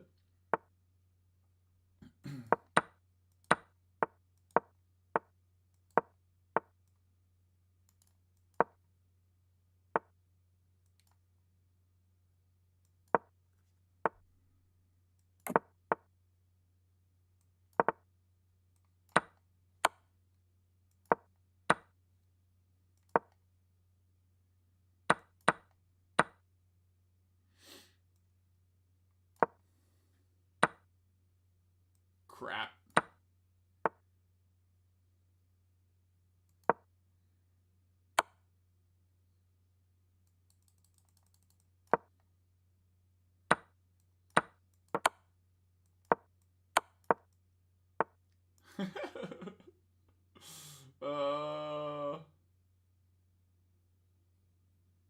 Maybe this?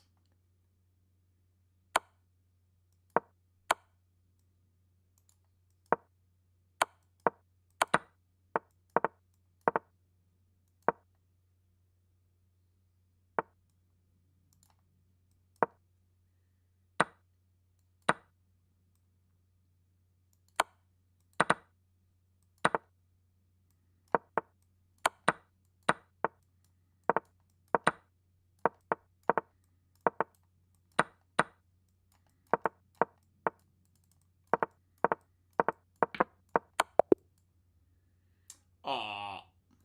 Good game, Caleb. Caleb's cleaning up on all of us.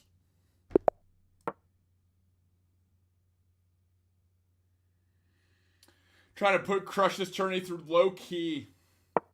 Yeah, Chava, you're crushing it, man. Proud of you.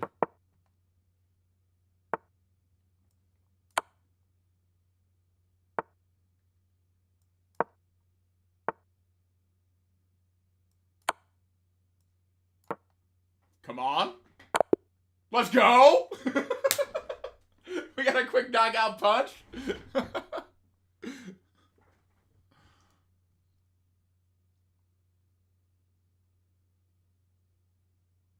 GG, great pawn.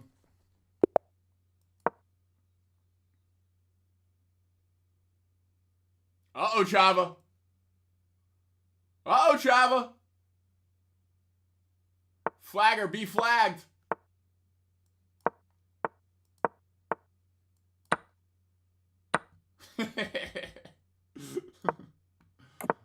Okay.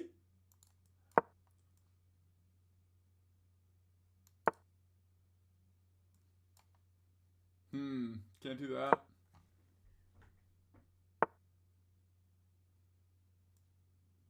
No. Here. And here. Okay.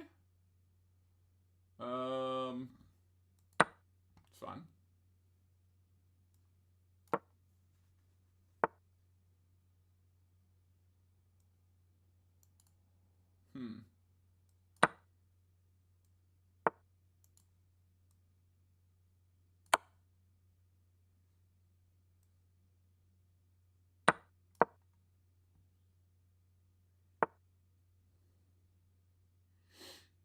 Let's castle.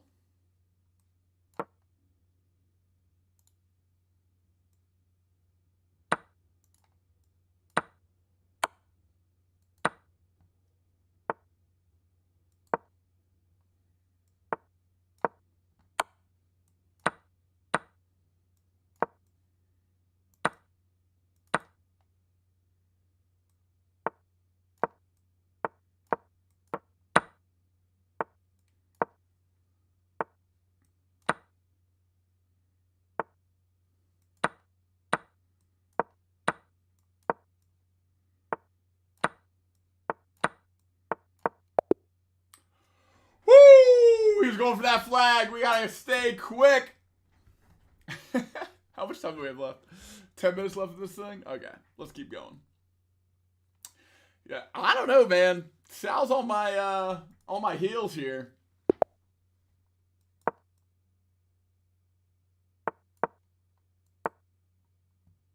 Okay.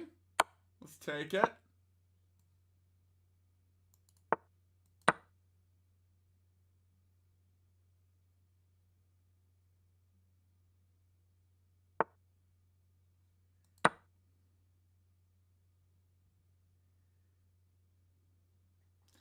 Oh!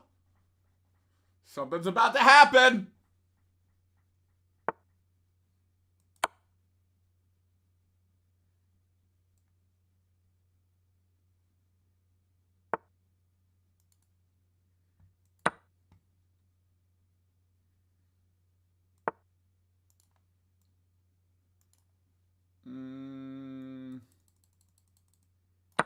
Get it.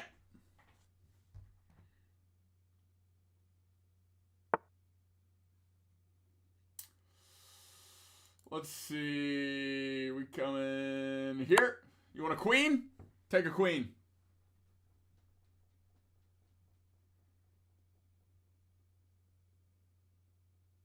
It's yours. Ooh.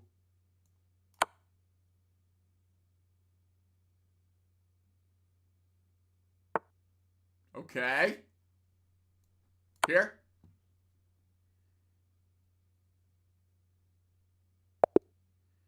Ah, the dirty flags. The dirty flags.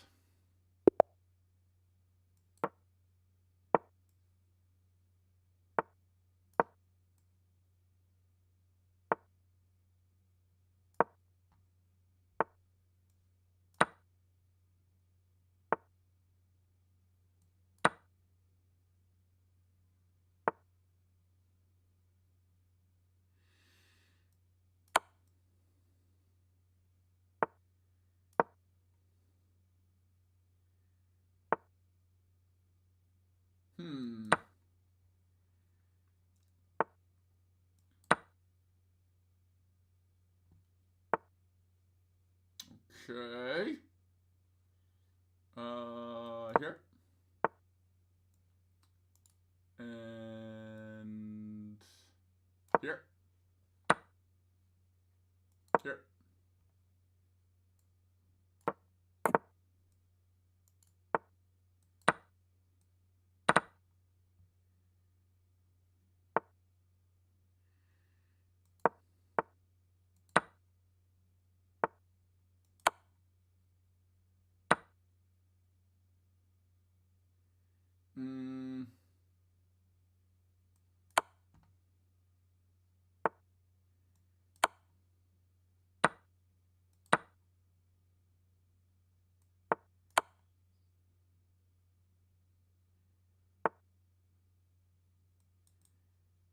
Let's do this.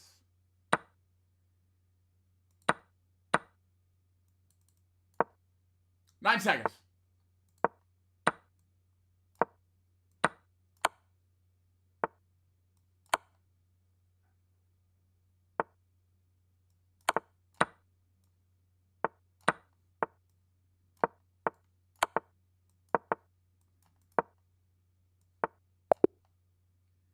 Oh!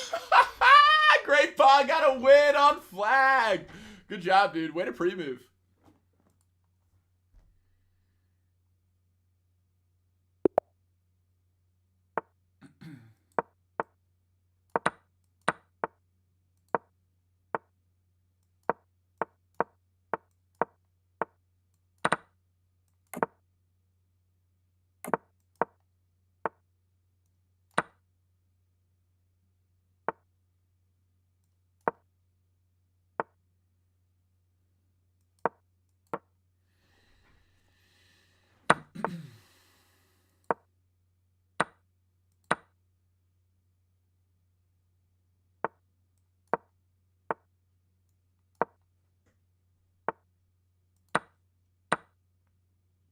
Tick, tick, tick. Yep.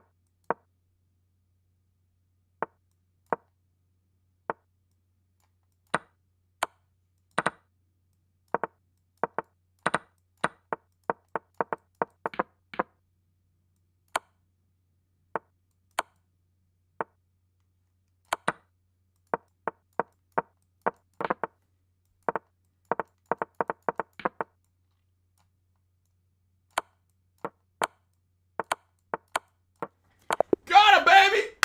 Sit! We got a ladder mate on a 1500. Let's go. Yeah, buddy. Oh, I'm not even in cam chess. Whoops. I was still watching Levy.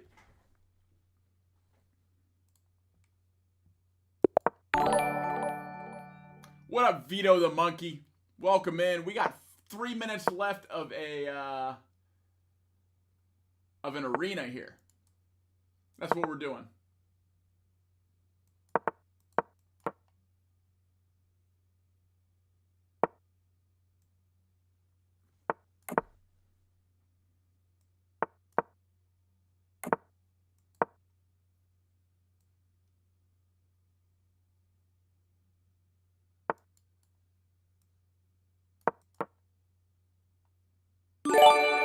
Boom! MD Knight MD gifted Knight to Vito Zero the has Monkey. gifted a sub to Vito the Monkey. There we go. Oh, Vito, are you Caleb? Thanks for joining the arena, bro. You're playing really well.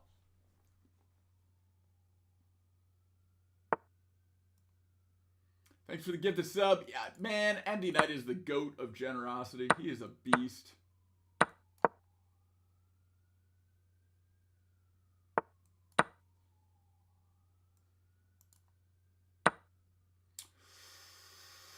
Okay.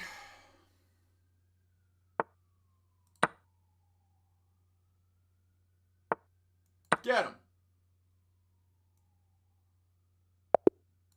GG Jax. GG. Feet of the monkey. You got the moving with Matt, yes. We be cheering. All right, 2 minutes left. I think we got 2 more games. I don't think I can catch up with Caleb. I think Caleb is too far ahead. I mean, highlights of this one were definitely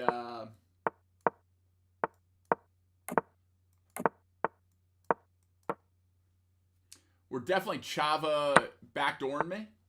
That was really well done.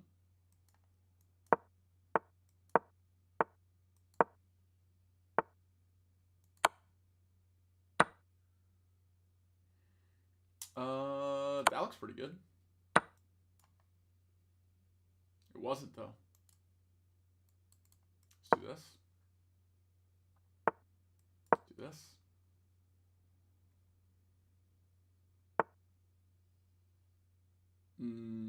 Okay. Come right back here.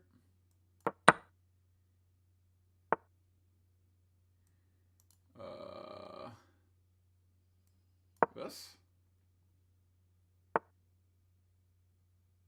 This. This. This. This. This. This. This. This. Nice. We take those.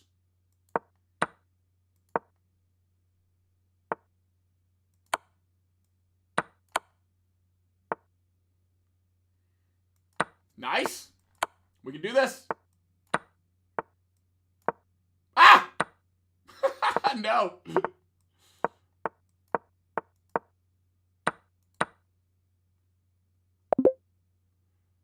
Game aborted! Does that mean I win? Oh no, it means the arena's over. I only had 0.3 seconds left. I think he would have won. I mean, I know he would have won. Alright, good arena, guys. Congratulations to Caleb, aka Vito the Monkey, who already got a gifted sub from MD Knight. That was fun, guys.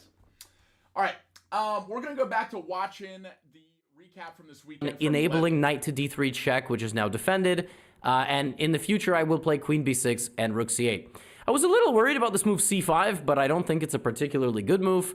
I hadn't gotten to punching yet, and I hadn't been punched in the head yet because it would have been illegal. I also thought for a second I blundered a piece.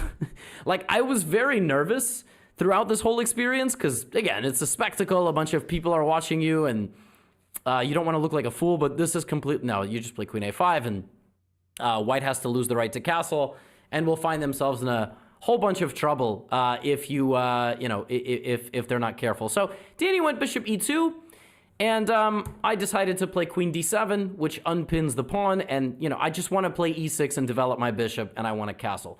Danny went f4, which I thought played directly into my hands, and here I saw a very nice simplification of the position. I played knight to d3 check. He probably should take my knight, because otherwise he loses the right to castle, and then he played knight f3.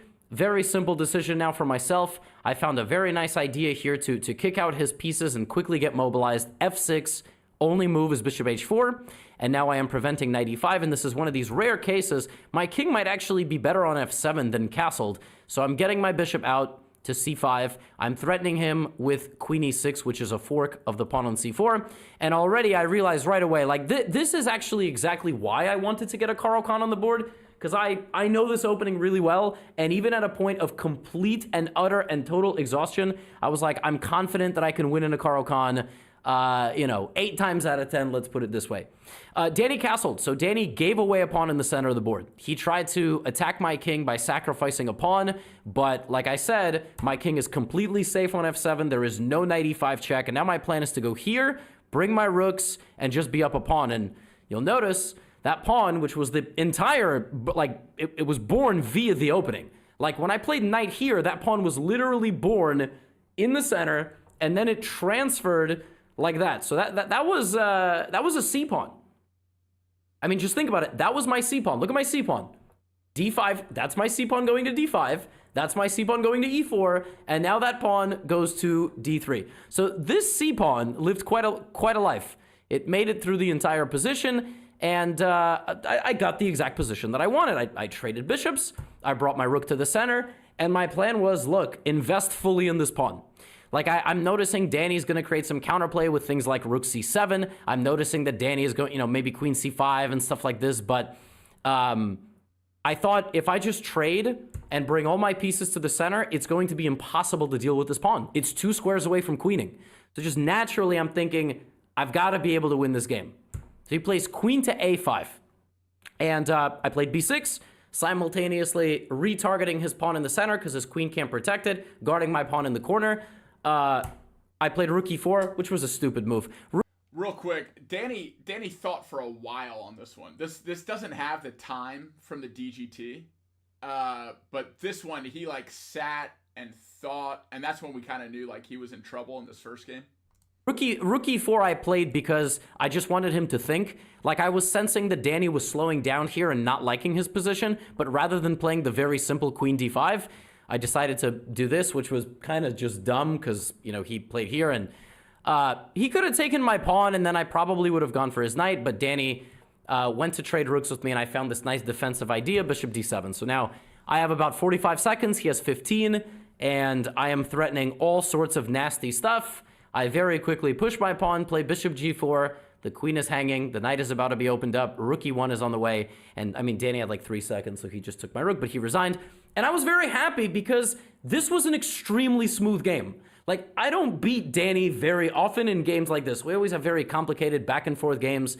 I was very happy to win this game. And again, I'm like, I think I have an advantage going into the boxing because they're going to measure our heart rate, how technical we are. Well, now we start the official chess boxing portion. So it's 1 round of boxing. Remember, the first combination, 1, 2, then we slip, boom, and then you're going to see that. You're going to see a little bit of bloopers. Anyway, roll the tape. Here are some highlights of the round 1 of the boxing match. Let's go and set that 1 minute timer. 2, slip, 2, 3. We're starting in 3, 2, 1. And time in. Left side had 1 up. If it comes down to 1 differential, we subtract 1.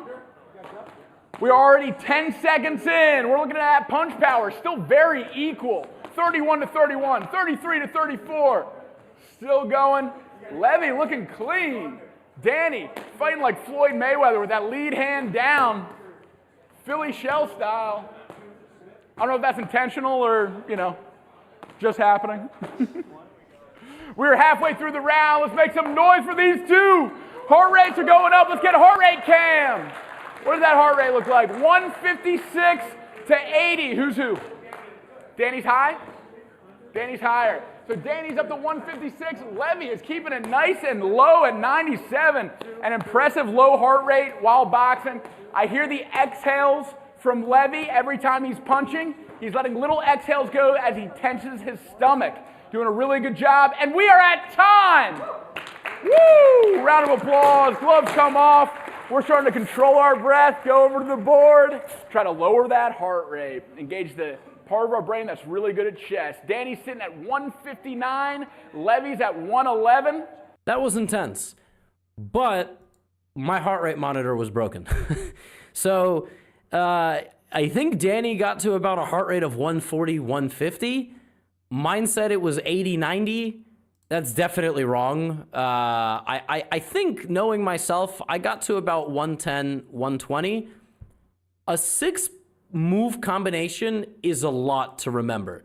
Because you got to remember, in a real boxing, sparring, whatever, any of you that have experience know, you're not thinking like 1, 2, slip, bah, roll. Like, you know, this is actually kind of hard. And if they were doing strict judging, it's a very, very different thing. Now, they made us switch colors, which I was not prepared for. I thought we would have to play the exact same colors. I was ready to play a Caro Kann. They said switch colors, which I might file a form of protest because the previous match played the same colors twice. Anyway, we sit down. I'm feeling good. Like, I feel, you know, like I did a warm-up round. I'm not exhausted yet. I open up with pawn to d4, and I know that Danny plays knight f6, so I play bishop to g5. We've played a lot of openings against each other. Actually, we did a video on the lie detector back in Toronto. If you haven't seen that video, I think it's a good video. You should definitely check it out after this video. And Danny played c5, and so this time I thought, okay, rather than playing d5 and locking up the center, I'm going to play knight c3. Now, to my surprise, Danny played really fast. So he was snapping off moves in the opening. Pawn takes, queen takes. He went here, and then I rotated my queen. And one of the most fun lines to play here is when black plays e6. Because you castle queenside, black goes here, and then black tries to attack your bishop. You say you can't capture it, black castles, and then you play knight f3. And I've had this in some blitz games, and it's very funny because basically you just get this attack and black can't do anything about it. Like, you're just going to win the game on the next move by playing e5 or rook d3, rook h3, queen h8. And I've had this in a handful of games. Unfortunately, Danny, either knew or was bluffing really well. He played d6, which is the principled approach. You're trying to bring the bishop out here. You kind of know that I've developed all that, so I probably will castle. And then he's going to play bishop e6 and queen a5. So I didn't waste any time. I castled as well. We're both pretty fresh at this point. I don't think we're particularly tired. He goes here. I play king b1. He might have played queen a5 first. We transposed. And I went e4. Now, technically, e4 is a mistake. Like, very small technical detail. He could take this. Which I didn't even think. I mean, technically he can't. The idea is queen e4, queen g5.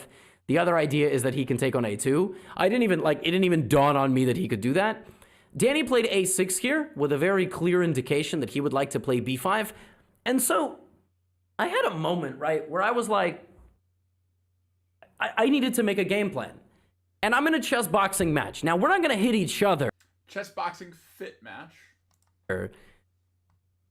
But I know that I'm going to get tired.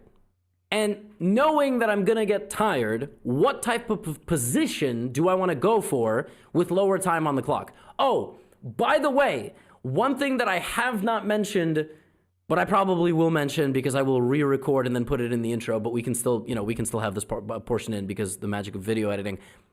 The person that loses each boxing round loses 15 seconds on the clock. So, just in case the position is really complicated, it's not a good thing to lose 15 seconds on the clock. And I thought, okay, look, I can get in a fight. I can keep a lot of pieces on the board. But let's be solid. Because if I get into a positional game, I think I have better chances, right? Chess is an ego game. If I think I'm the better player than my opponent, I want to minimize my risk. If I want to minimize my risk, I want to minimize the tactical position. Now here, Danny actually really surprised me because I thought Danny was going to play b5 and mix it up, but Danny went queen h5. I thought, oh, this is perfect. He's kind of falling completely into my trap. All right? He's going for a positional game.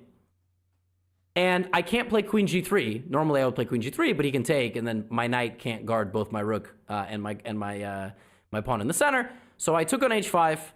He took, and I thought, okay, I'm going to go here. I'm going to advance my pawns. I'm going to, put my bishop out. I'm going to play knight f3. Very easy game. Even first round. Chess round is over. So that was the first chess round. Now it's time for the second boxing round, which, like I said, 1-2, and then it's the uppercuts, and then it's hook, which I actually like more. I like just straight up punching. I don't want to dodge. I would be a bad fighter, but I just enjoy that a bit more. Here is the second boxing round. We're starting the boxing in 3, 2, 1. Let's go. As many punches as we can. We are at a 21 differential so far. We got a 1 minute timer. We're 10 seconds in. We'll just go down to 1 minute. Okay. Boom. Lots of power coming from Danny again.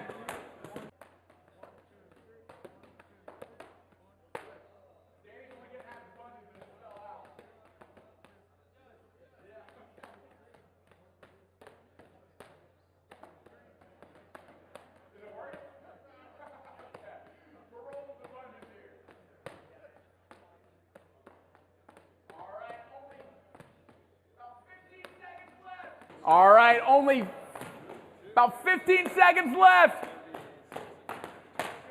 We're going for a burnout in 3, 2, 1. All punches, 1-2s, 1-2s, 1-2s. There we go, Danny. There we go, Levy. Levy, cool, calm, collected. Look at that heart rate, nice and low for Levy. Levy in excellent shape, 74 beats per minute. Danny spiking at 130. And time. All right. Awesome job. Let's get this back in. That round was very tough, in particular because at the end, they made us do 10 to 15 seconds of pure burnout. Like I told you, if you've never boxed before, and those of you that know, that last 10, 15 seconds of the round, I mean... It is exhausting. I'm not gonna lie, and I love how into this Levy is. It's like making me really happy. JJ Ferrone, I appreciate the follow. We are watching the Danny versus Levy chess boxing fit match from this weekend that I helped organize and commentate up in Boston. We're about halfway through the video, but welcome in. If you're actually getting in a fight, you gotta be sharp at the end. You can't gas out. Like my trainer has always told me, in the last 10 seconds of any exercise, you have to go the hardest because it conditions your brain. You can't just be like, oh, it's over in 10 seconds, I'm gonna quit. No, you gotta condition your brain to go hard at the end of the round.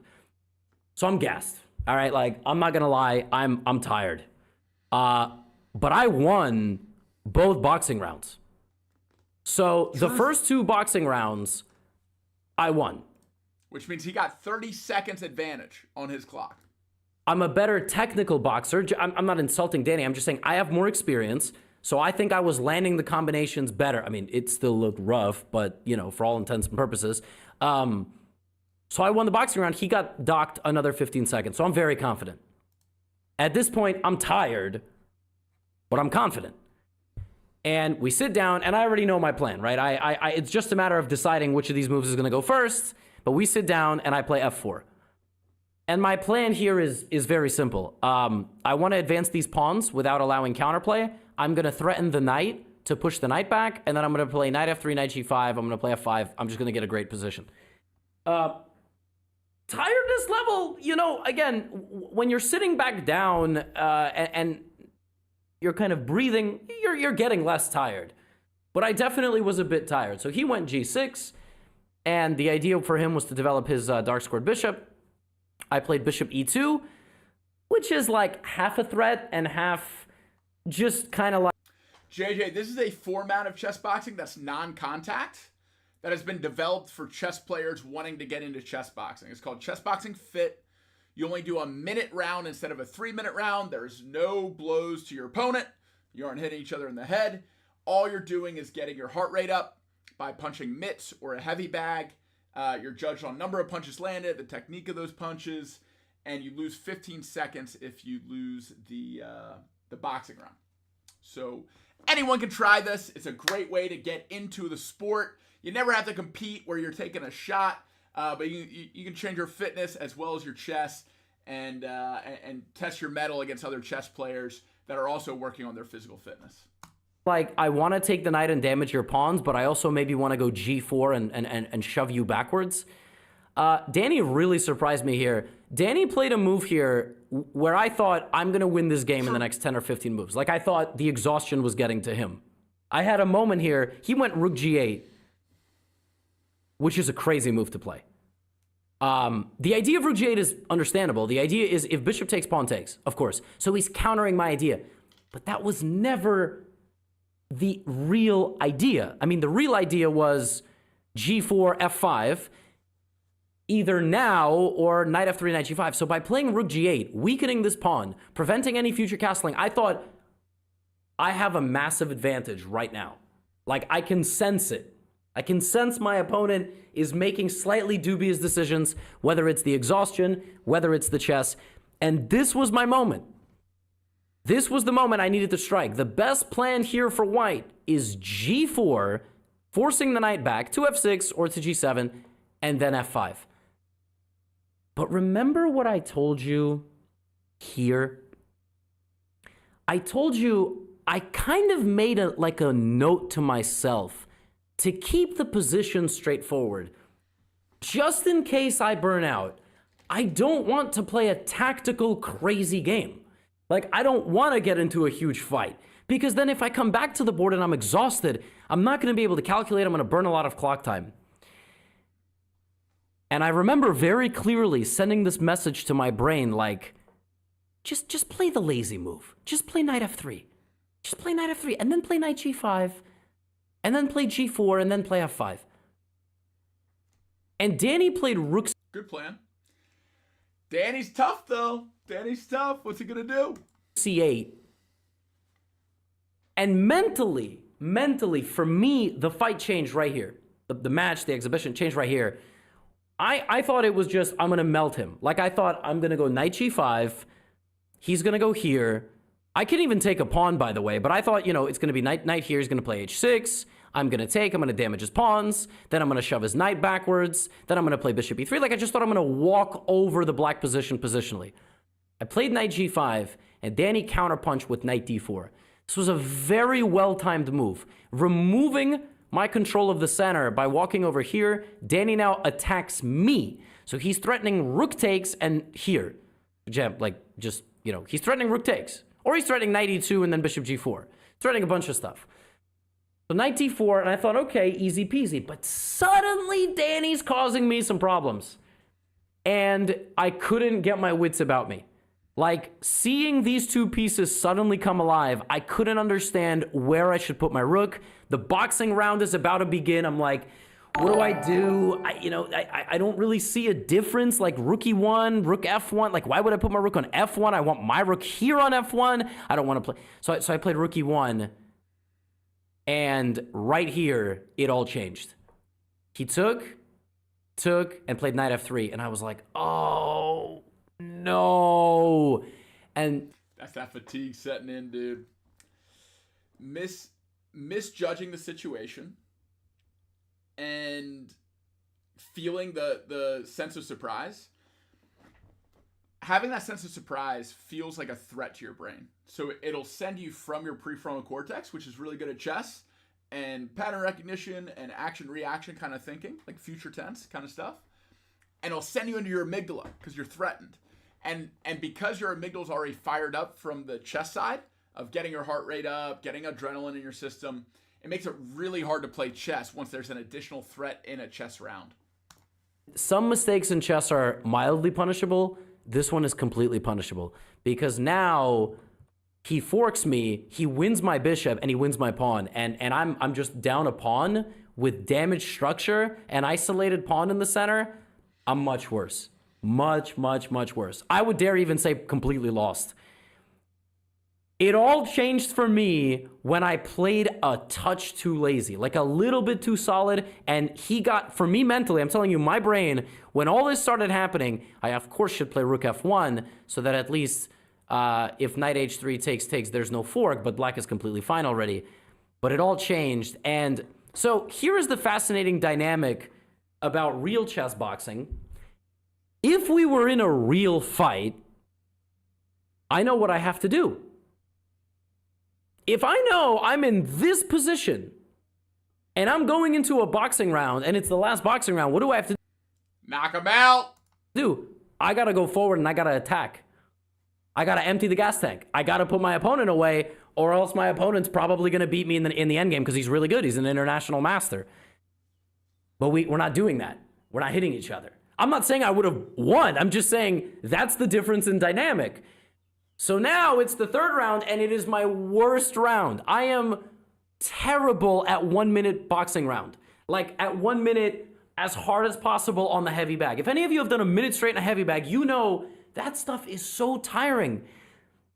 Well, here's a little bit of boxing round number 3.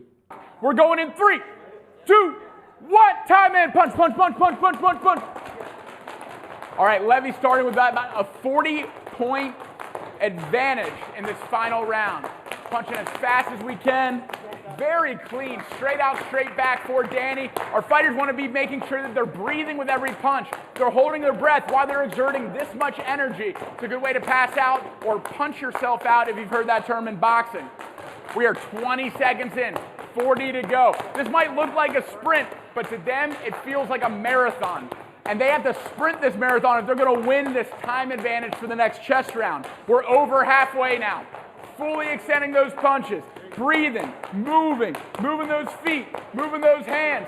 Danny has kept about the same consistent range of motion this whole time. Danny has just passed. Let me score. Crossing 500. That cardio, kick it in. That CrossFit cardio, baby. Let's go. And 5 seconds.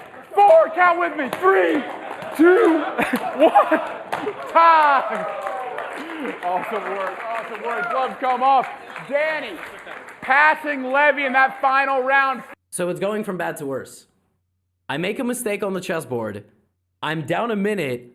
I lose the boxing round. So I lose boxing round 3 by such an extent that Danny overtakes me in the overall performance, but I think the equipment was broken. More excuses. We got Johns on Johns coming from Levy. So now not only am I in a bad position down a minute, I lose 15 seconds to start this round. Yeah, rough stuff. I was so tired. 1 minute straight on mitts is really, really, really tough. Danny was crushing it. This was Danny's best round because he didn't have to memorize combinations. He could focus purely on his endurance, and his endurance is great. Like, Danny is in incredible shape. So he completely overtook me in the board and the boxing, and now I'm down a minute and like 20 seconds, and I gotta save this game.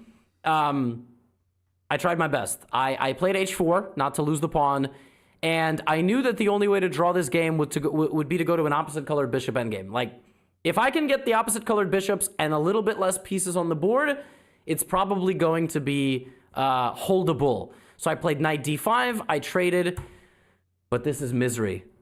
This is a really, really tough position. Probably what I should do here is focus on my rooks. Just kind of keep my rooks on the second rank, make sure I don't have any back rank problems, prevent his rooks from getting into the game.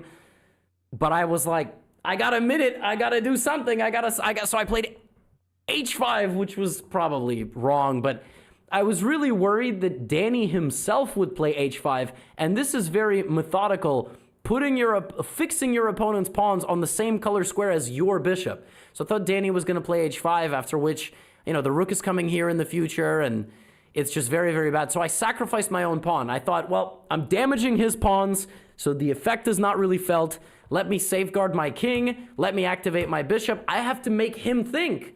I'm down a minute. I got to make moves that make Danny think. And to my credit, I did. I actually did. I got my bishop in here, sacrificed this pawn, and I thought, hey, we're making some progress, And if, he didn't do that, if Danny played, b6, h3, if this was the position, well, yeah, but then I'm at least holding my pawn from a distance, and maybe I'm not totally lost.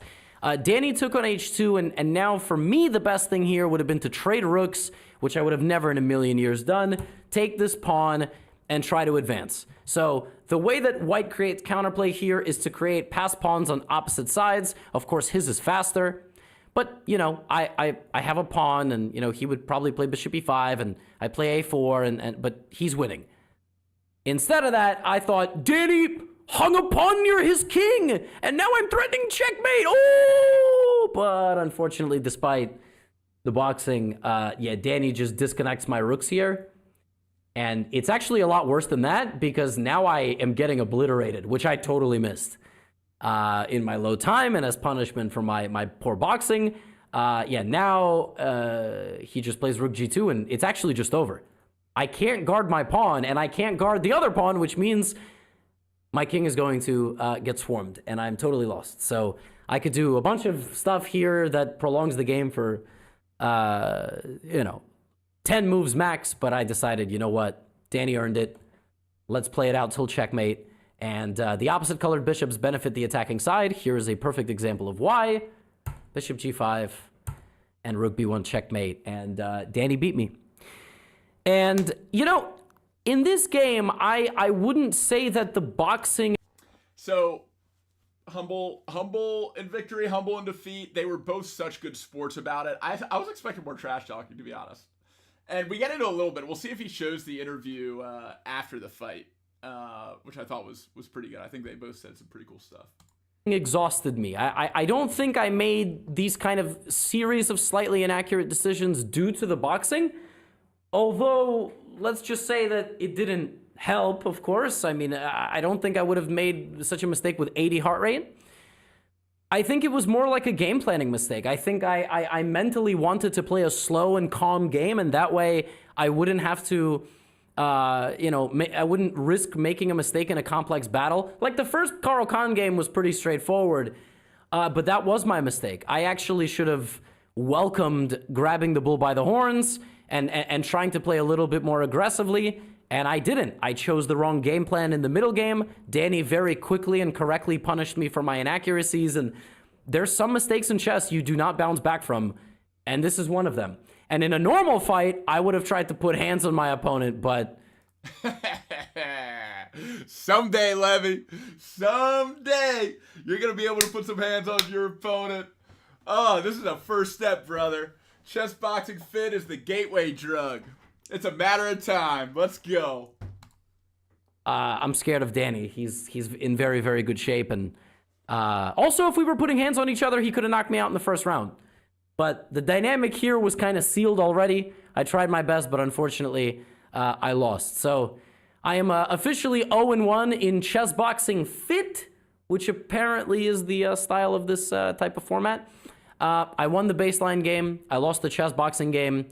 But I don't think it was because of pure exhaustion. I just think I made a mistake. But we'll never know. Maybe I'll do another one of these in the future. Maybe this is the way Andrea Botes and I will finally fight, because we know how a real fight would go. I'd probably have to go to the hospital with her, because she would be so beaten up. Anyway, this was my first ever chess boxing exhibition match, and it was a lot of fun. A lot of fun. Hopefully you enjoyed the video. Now get out of here. Wow, Levy. Okay, bro. Not a single mention of my name? Literally worked for 6 months to put that together for you? Nothing? Bro. That hurts. Thanks for doing a video on it. It's good for chess boxing and specifically Chess Boxing Fit, that format to get out to chess players. I hope the people that see that get inspired and want to try it out. It means a lot. So huge gratitude to chess.com for making the connection with MIT. Huge gratitude for Levy being willing to go up against Danny for the main event of our demonstration. And maybe chess.com will do the video on Canty and Jennifer Yu. If they don't, I will, because it was a really good match too. You guys should definitely watch that. And I have a bunch of footage. It just takes me a lot longer to edit. I'm not a beast like Levy when it comes to YouTube videos. He is the GOAT. So yeah, there it was. Chess Boxing Fit. Danny versus Levy. Really good recap. Hope you guys enjoyed it. I certainly did. Ladies and gentlemen. Let's get a refresh. Let's get him another view. It's only have 43,000 views. I'm not sure what his usual view count is. But with that kind of title, man, I know I'd click on it. Hopefully a lot of his followers would click on it. So hopefully it keeps climbing and more people see the beautiful thing that we're creating. But yeah, man, I'll finish the stories from the weekend. Let's go back to chess. We'll play some slow chess and tell the rest of the story. How about that? The arena is over again. Congrats to Caleb. What should we do? Rapid daily. Do any of our daily games still going? No. You know what? I'm actually just going to focus on telling the story. So, I get into Boston Thursday night, and I have a little brother that lives in Boston. He is a senior at a university in Boston, and I blocked off Thursday night. There was like some VIP event that me and the chess people were invited to. And I was like, nah, I'm going to dinner with my little brother. It's the only time I'm going to get to see him on the trip.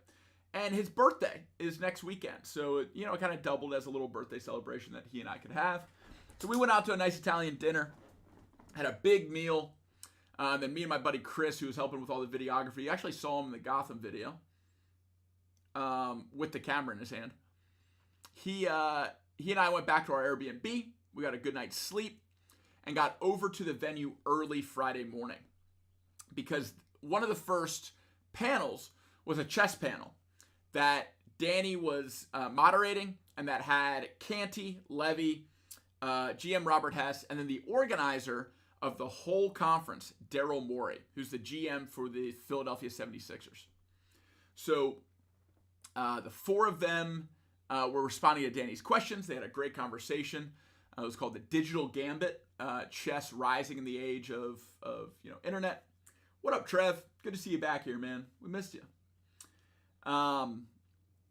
And so, panel was super cool. Talked to the guys backstage, told them the good news that I was going to be announcing later in the day in my talk, which I'll also share with you in a more official capacity later this week. Yeah,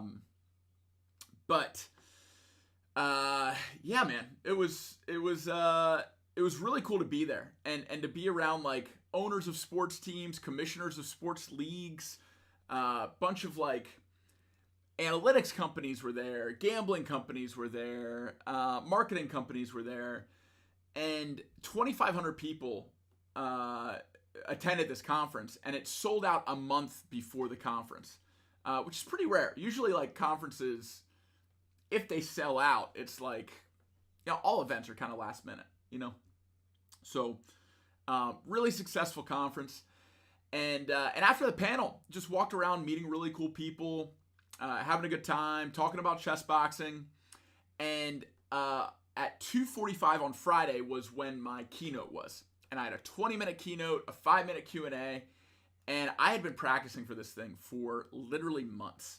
And I knew that this was a huge opportunity to get chess boxing in front of people that could change the trajectory of the sport. And so, put together this slideshow, this presentation, practice a bunch, and definitely had nerves leading up to it, but something weird happened. Like, I thought right before it was going to feel like walking out to a fight and like the nerves were going to be kind of at their peak, but I felt so confident and so ready, and just like I was meant to be there. And so I walk out on stage after the introduction that one of the MIT students gave me, and I kind of give my opener, which is, okay, raise your hand if you've ever played a game of chess. And, pretty much the whole room raises their hand. And then I said, keep your hand up if you've ever been punched in the face. And and a lot of people put their hands down, but some still had them up. And I said, keep your hand up if you've ever had both happen within a minute of each other. Everyone had their hand down. So no chess boxers in the audience, except for me. And so, got some chuckles, and then I went into the speech, and I had this clicker in my hand, and the clicker was supposed to like change the slides, right? And I could control the pace of the presentation because I had this clicker in my hand. So I go to click, and my next slide after the opening slide is a picture of Mike Tyson. And the thing that I say when Mike Tyson comes up is his famous quote, "Everyone has a plan until they get punched in the face." And so I have this clicker, and I keep clicking it, and it's not changing. And so I have to break the momentum of the whole presentation to be like, "Hey, AV, clicker's not working. Can you help me out?" And they literally yell from the back of the room, "Clicker's broken." I was like, "Oh, great." Thanks. Good to know. So what, the solution here was for me to just say next slide every time, which breaks up everything. The whole flow of, being able to transition and hit them with an image while you're hitting them with the information is just gone. So I say next slide, and I say, man, this really feels like I had a plan, which is to be able to use a clicker, and I got punched in the face, which is, clicker's broken. So we rolled with the punches. We definitely got the audience kind of on our side after that, because we were all kind of in the same boat of really wish this clicker worked, and it didn't, but we're doing our best with it. And so after that, I was pretty lighthearted about it, and I got through all the material that I wanted to, delivered the kind of key points that packed a punch pretty well. I'm pretty self-critical. So like when I watch it back, there's a lot of things that I could do better. And I definitely am stepping into more of the writing, speaking, coaching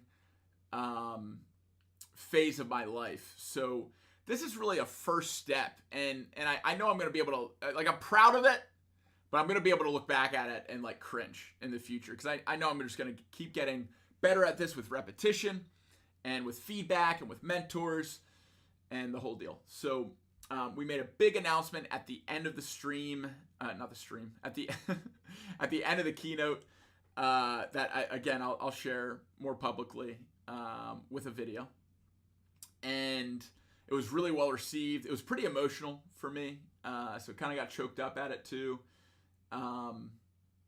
But yeah, was really happy with it. Had people line up to ask questions after. One of them was the head of sports psychology for the NBA, and she is an NLP practitioner, which there's a lot of carryover from the state change management required in chess boxing, and NLP, which is neuro-linguistic programming, which is a form of like habit changing that's really prevalent. And Tony Robbins uses it. A lot of high level athletes and coaches use it. So she actually said she would be inviting me to speak to teams, and she would be reaching out this week. So fingers crossed on that. Would love to do that. It sounds like a super cool opportunity and a good way to get chess boxing out there, and the practice that we use in between rounds maybe can benefit other sports too. So all that was super cool. Met some chess boxing fans that had found out about the sport even before I did. They'd been following it for a long time, and they happened to be at the conference. So that was pretty cool too. And it was great promo for this chess boxing demonstration that we just saw Levy go through on Saturday. So overall, really, really happy with how everything went on Friday. The rest of the day Friday was just, hanging out with the chess.com people, Robert Hess, Levy, Canty, Danny, and then meeting a bunch of people from the conference. And then Saturday, I showed up super early because I was helping to set up kind of the technical side and everything logistically there that I had been planning with MIT for like 6 months at this point. So it was my little baby. Worked really hard on it. Was really excited to see it come to fruition, because this format is one that we do in the World Championship, but we didn't have heart rates. We didn't have accelerometers. We wanted to because MIT is such a technical college, we wanted it to have that kind of like metric-based, gamified kind of feel and have them affect each other. So we changed the rules from how it's competed in the World Championship, and yeah, we I think put on a great show.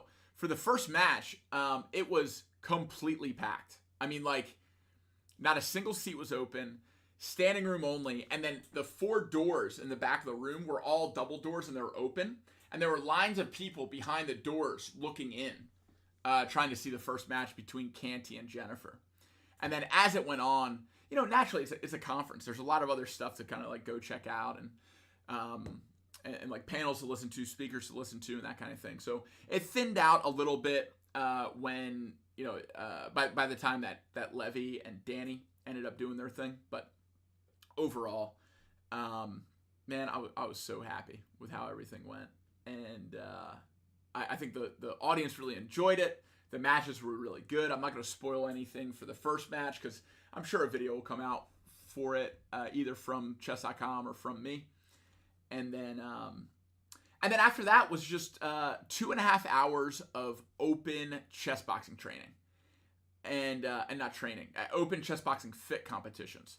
So you could sign a waiver and get matched up with another conference attendee, and everyone's in like suits and dresses, and then they would do a very similar competition to what we just saw. So they would do the burnout. They would play each other in a shorter time control blitz. Back to burnout, back to blitz, finish the game. And I won't tell you about all of them, but I'll tell you about one of them that was the most hype. It was 2 2100 level chess players that were both students. And they competed against each other and got a draw. So after 2 boxing rounds, 2 chess rounds, it was a stalemate on the board from threefold repetition. So we decided to have one more boxing round. Neither of these students had ever boxed before.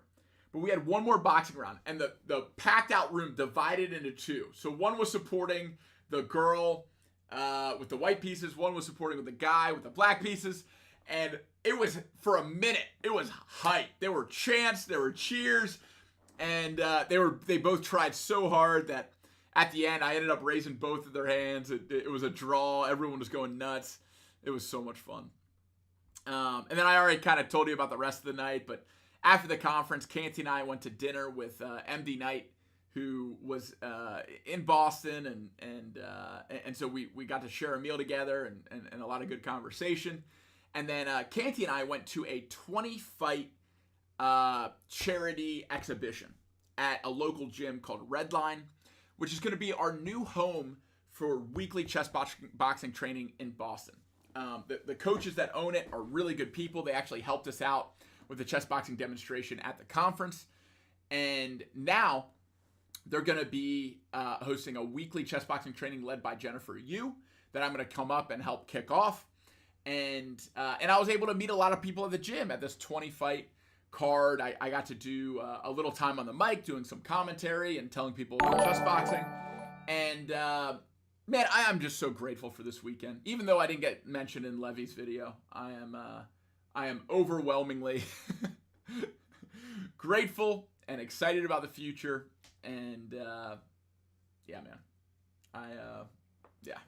I can't say enough. It's still sinking in. It was, I only came back like last night, so this is all still very fresh. Still wrapping my head around it all. But yeah, that's that.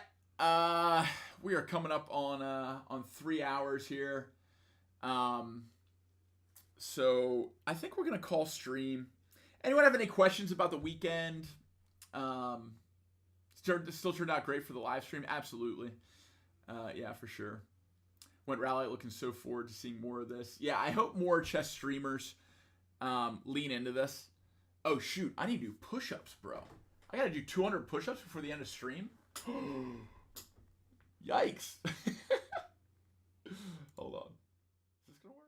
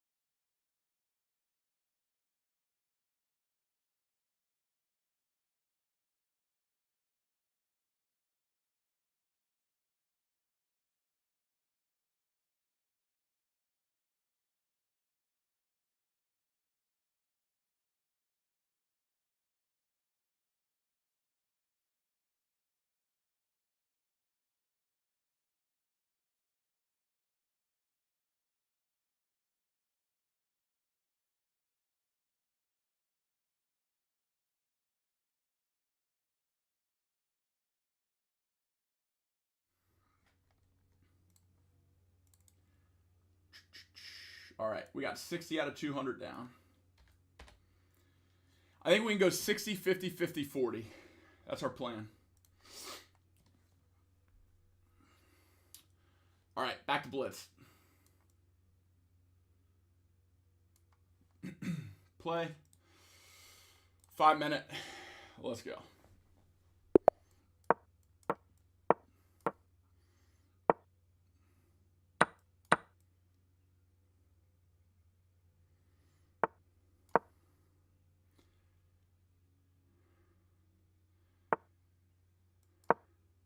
No!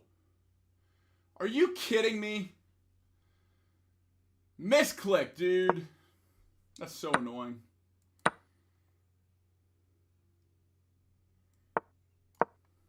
We wasted a move.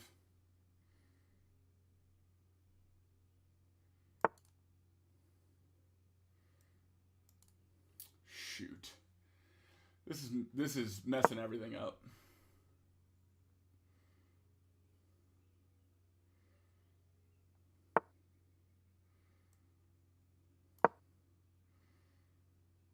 He's castling long.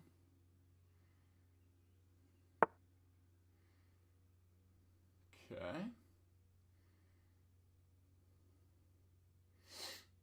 Let's go here. We're going to hold off on castling because he's trying to line up this attack. Right? I can't take it because I'll be pinned. I think that's just a mistake. That's just a blunder.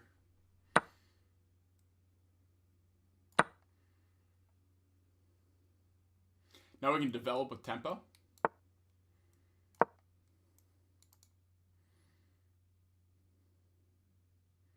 He's got to come here, I think. We will happily trade. We're up. We'll trade again.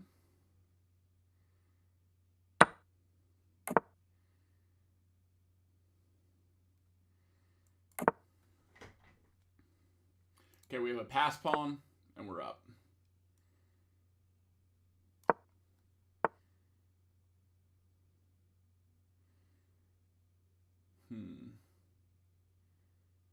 Okay.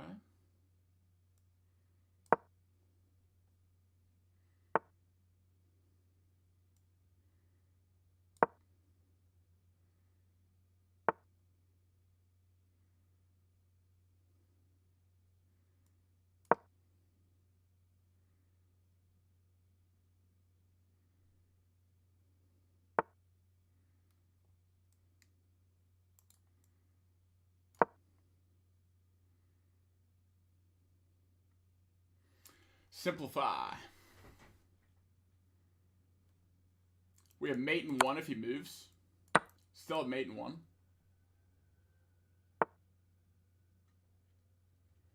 Okay, he's got to go there. Let's do this.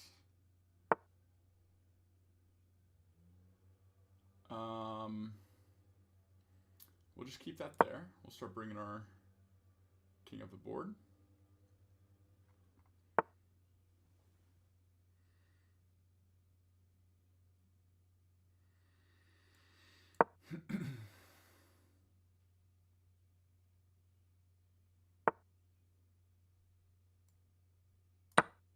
We are happy with that.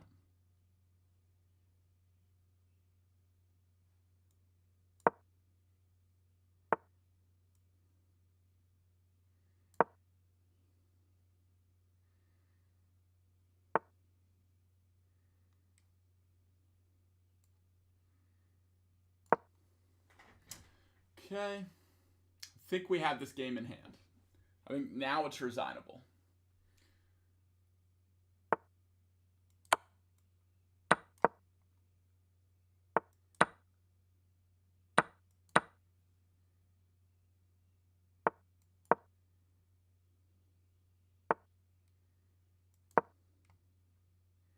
He's got to make a bad move.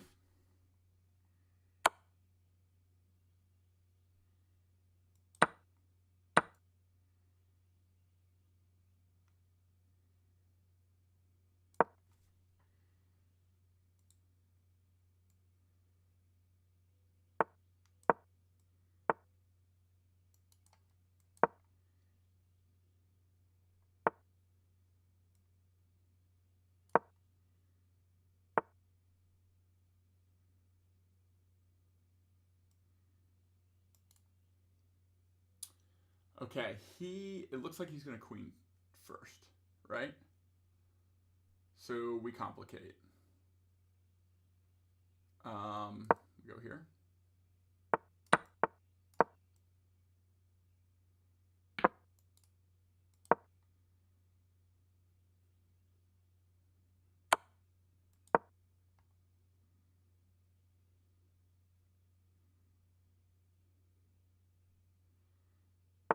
We did blow this team. Just for the record. We totally blew this.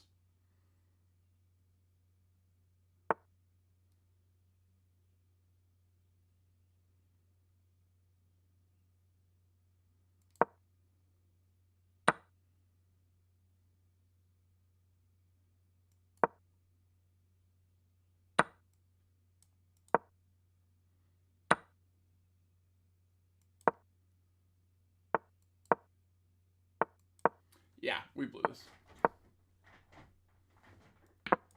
Wait, audio's gone?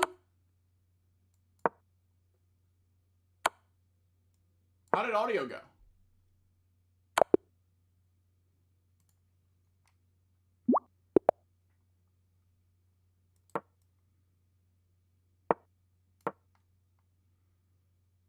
That was just end game technique, and I got a little distracted.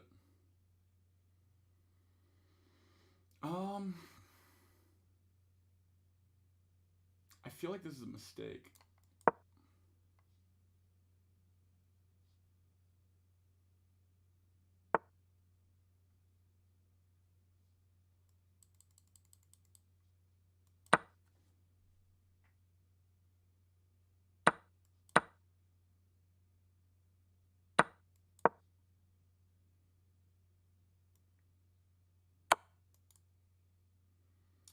That was a big mistake.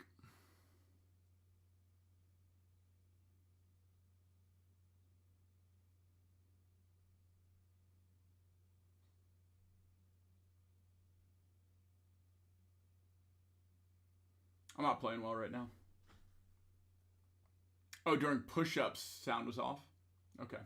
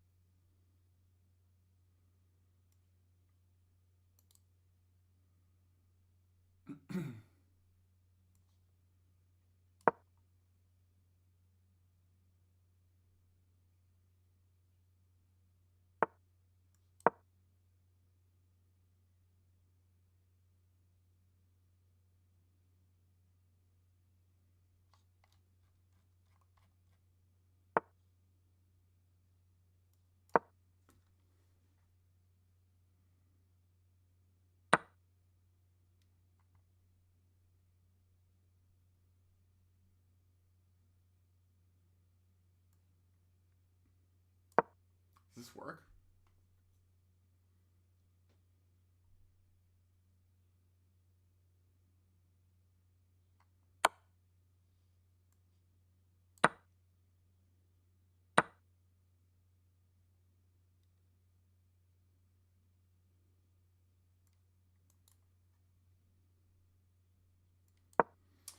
All right, we just got to save our rook.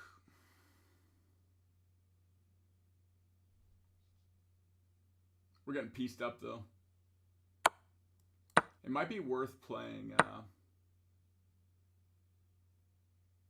Oh.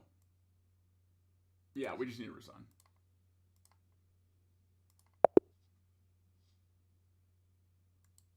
Okay, let's stay at 13-13. We will just play bullet. We're playing more like bullet right now anyway.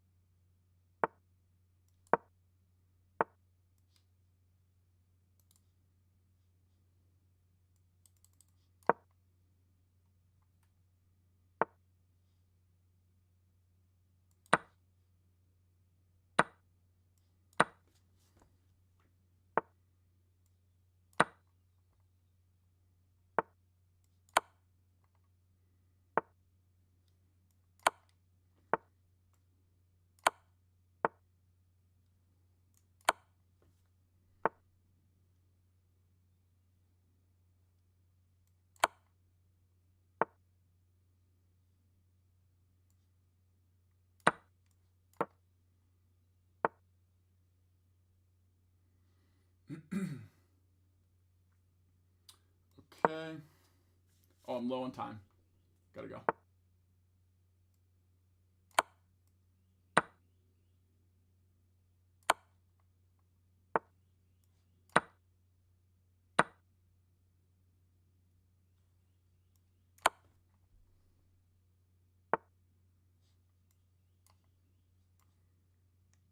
Ah, shoot.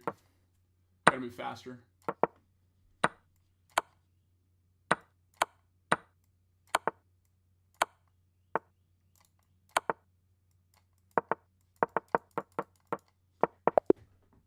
What?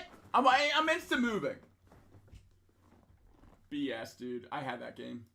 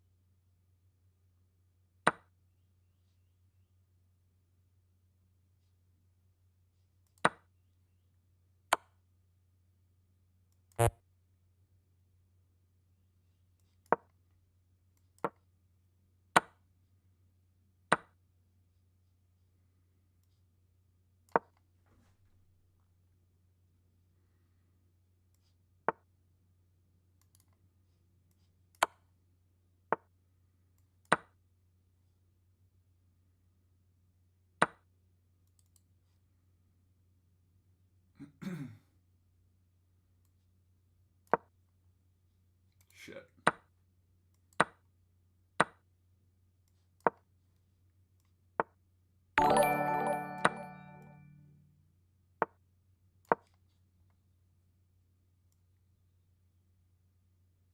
What up, Seb Quadros?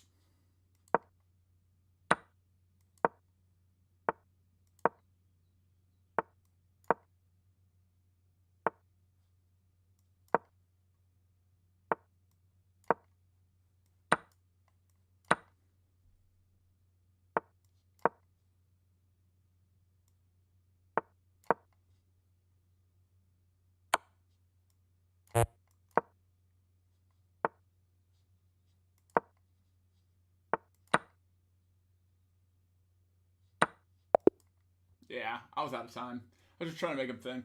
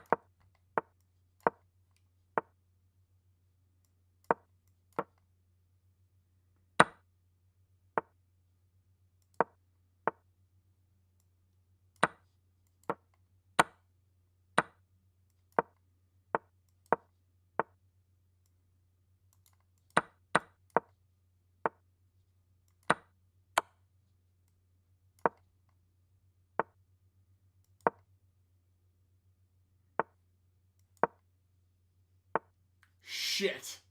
No. No way, dude.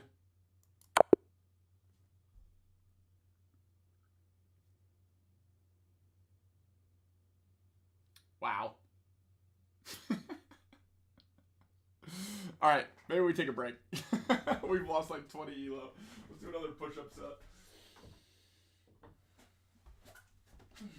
1, 2, 3, 4, 5, 6, 7, 8, 9, 10. 1,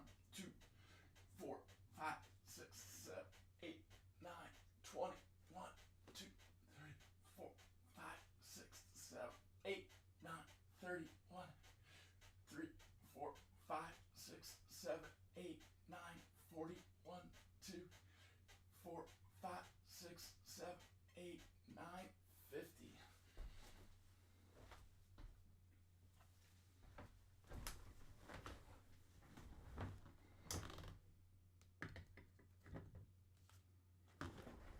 All set. All right. We're at 110 out of 200.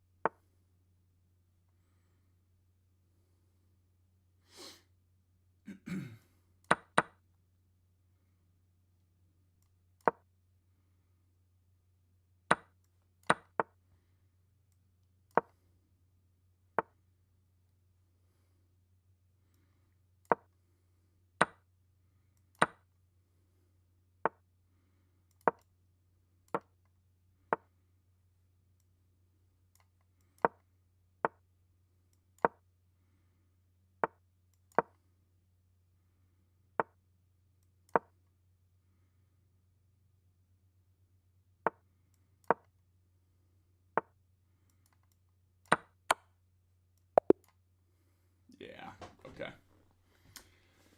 Oh, man. Let's keep going. Until the next push-up.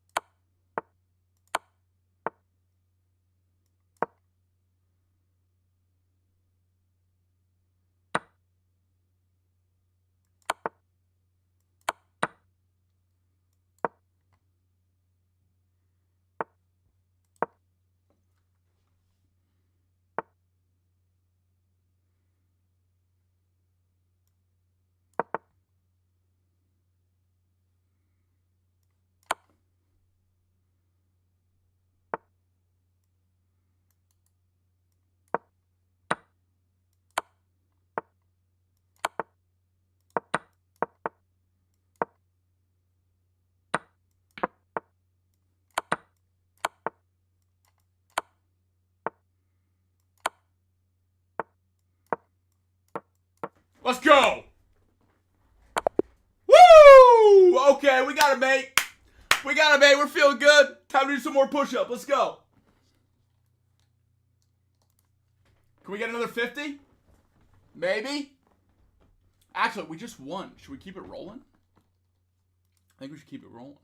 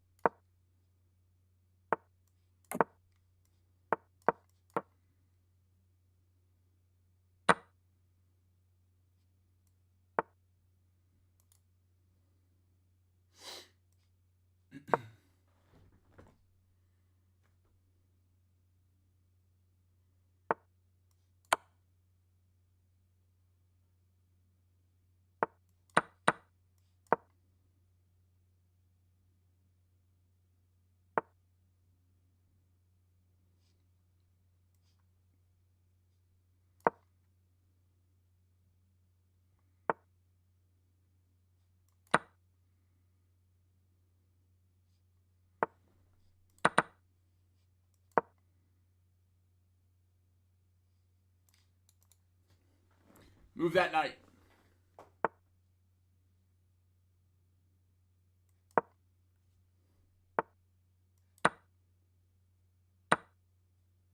Okay, letting them back in the game. Don't do that.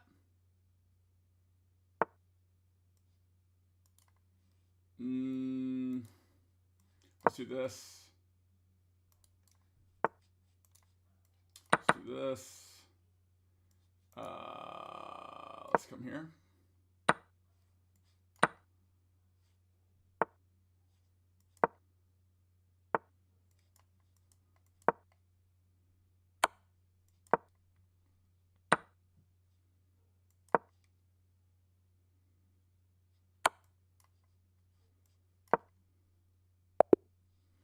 All right, we got him. We got him. We're on a roll. Can we get back over up over 1,000?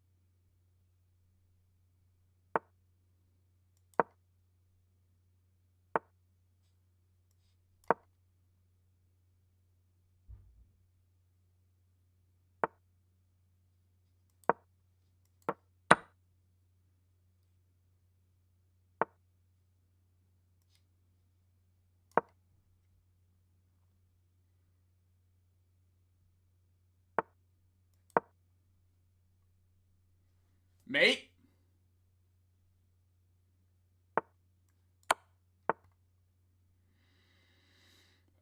Here.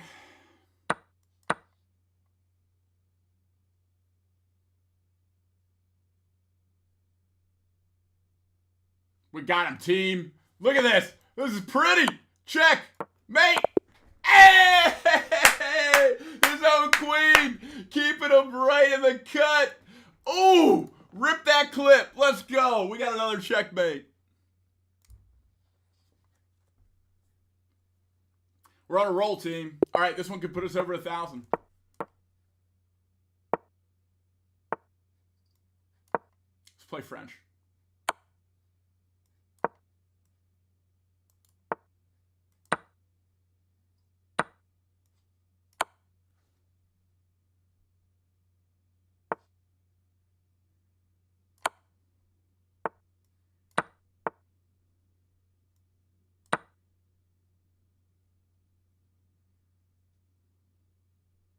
We like this.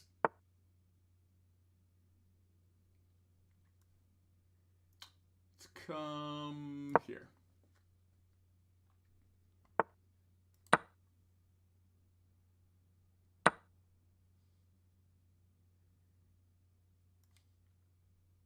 That looks pretty good.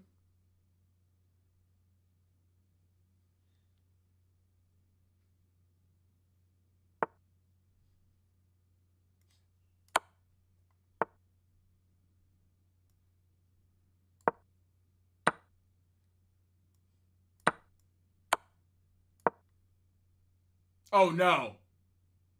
No shot. Queen? Any way out of this? Okay.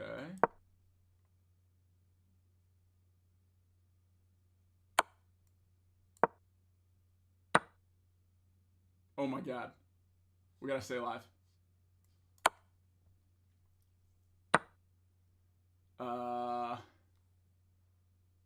Here. Here. Son of a bitch, dude. We gave up such a good lead on that one. All right, more push-ups.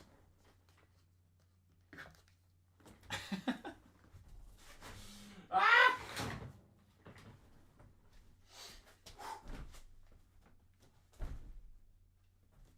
Oh, 1, 2, 3.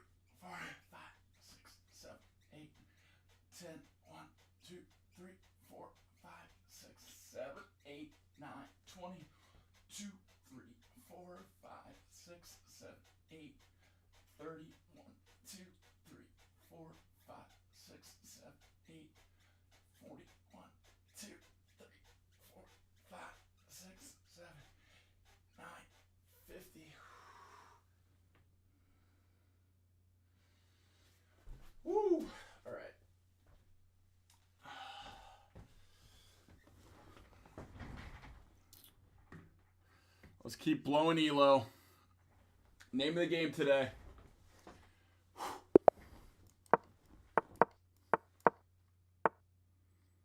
Okay.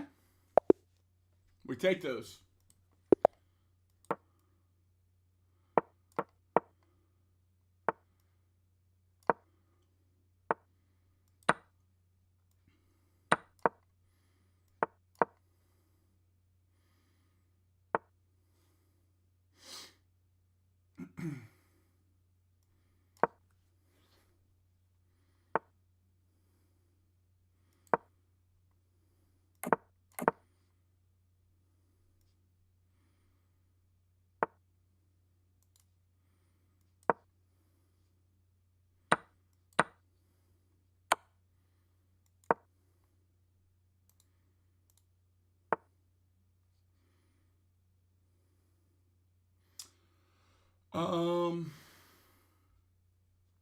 Move faster, Matt.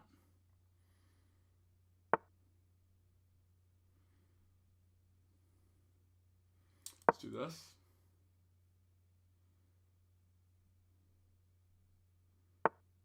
Let's do this. Let's do this.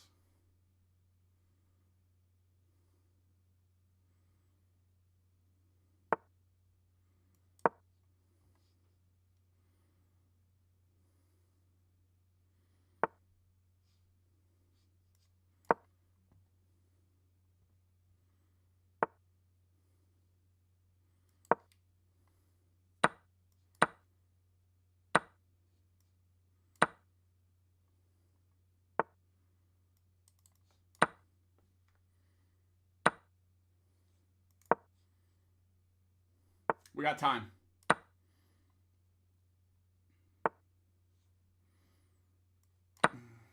That's a really good move. Finish him. Okay. Let's go, baby. That felt good. We're back over 1,000. Let's keep it there.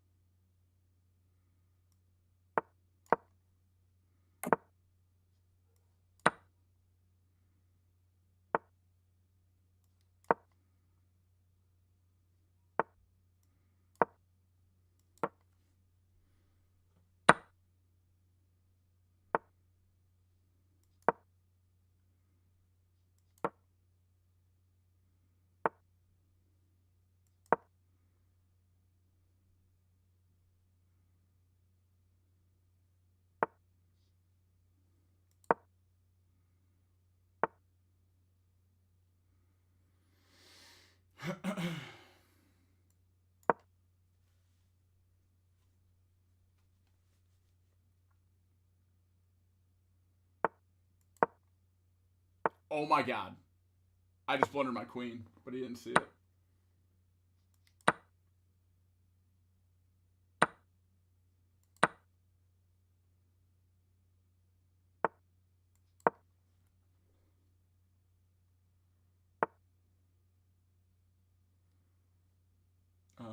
Okay. Feels like a mistake. It is. Let's go! Intuition! Leading to checkmate! Where's that knockout punch? We're ripping another clip, baby.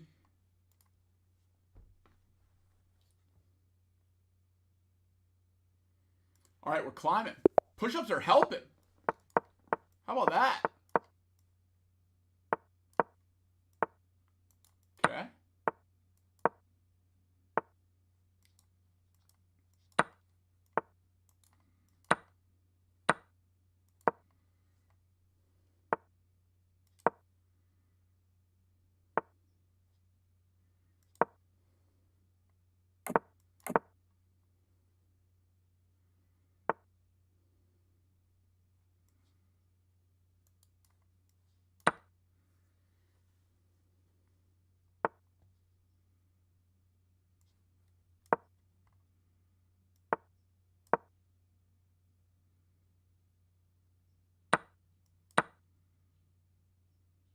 That was not the move, my friend. Okay. Let's come here.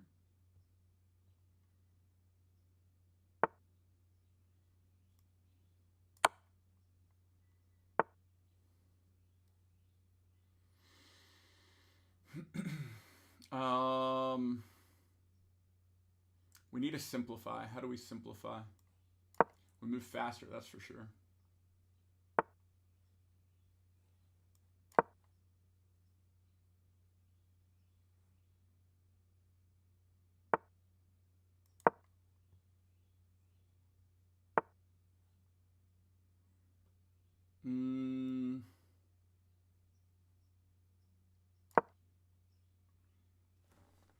Okay, we gotta move faster.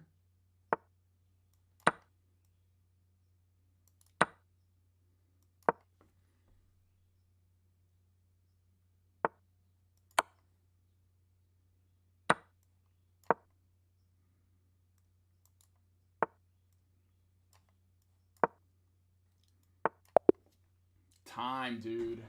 I think I had that game. Just time. I thought a little too long. I hesitated.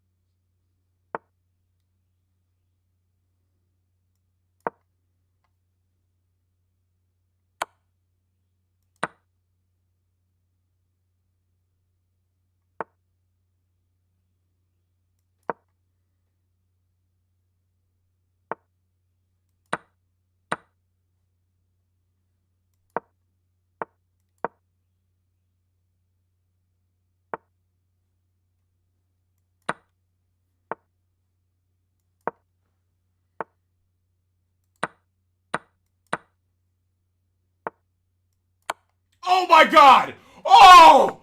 That move! That move was so good! No! Misclick! What a roller coaster of emotion! Oh my God!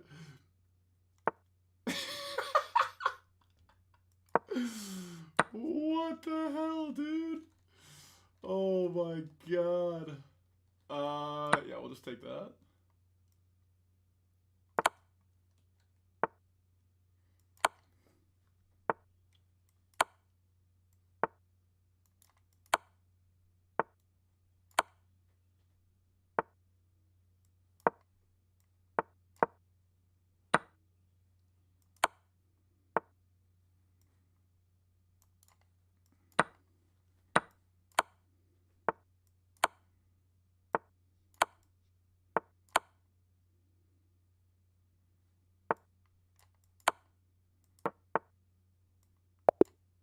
No! Point one?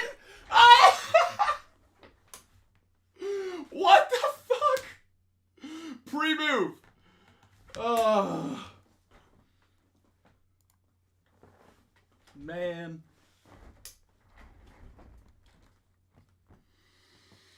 Oh, we're back under 1,000.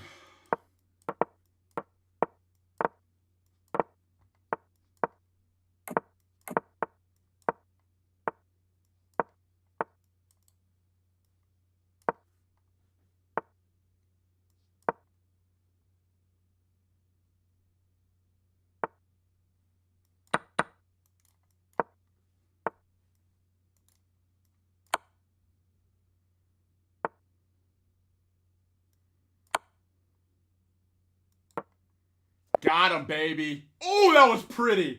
Oh, ooh. All right. Rip that clip, too.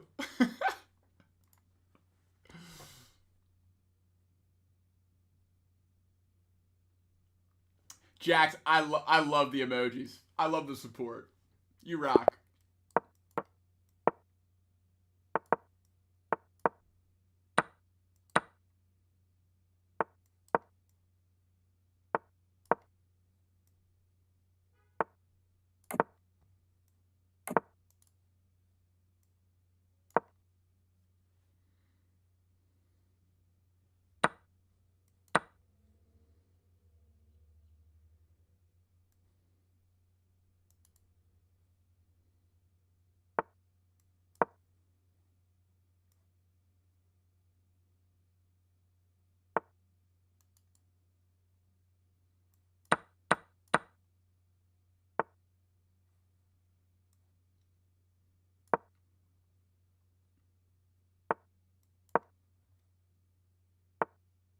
He has check.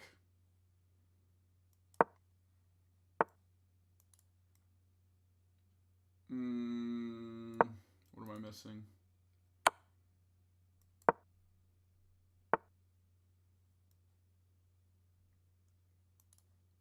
Let's come here. Got these guarded.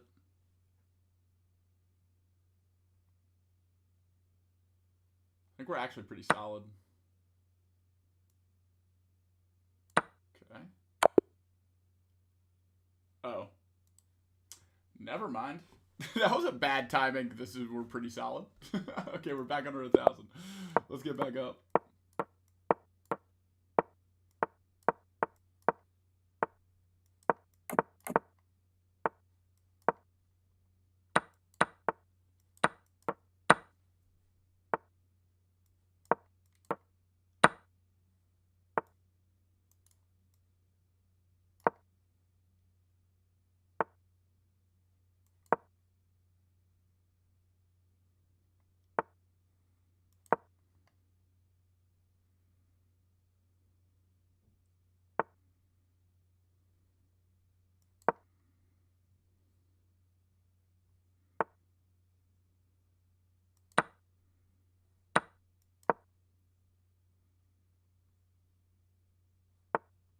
Making them think.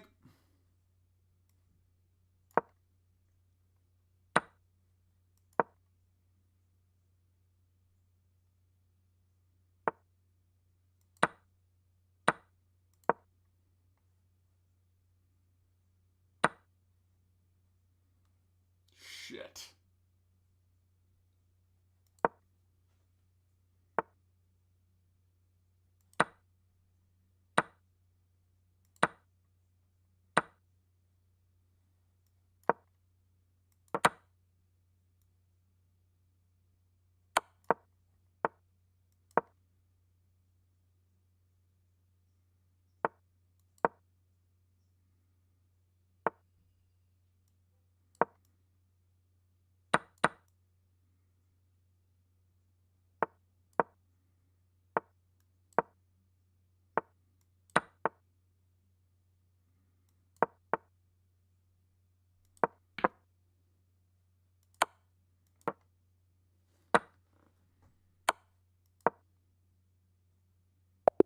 Yeah, playing the time game, doing stupid moves. Big chess guy. What up, Kyle? Good to see you, little bro. We're playing the crack of chess. I cannot get enough. I'm itching. Can't stop. Won't stop. We got 40 more push-ups left in the stream. I'm just doing recovery. Well, this is brutal. So far, so bad.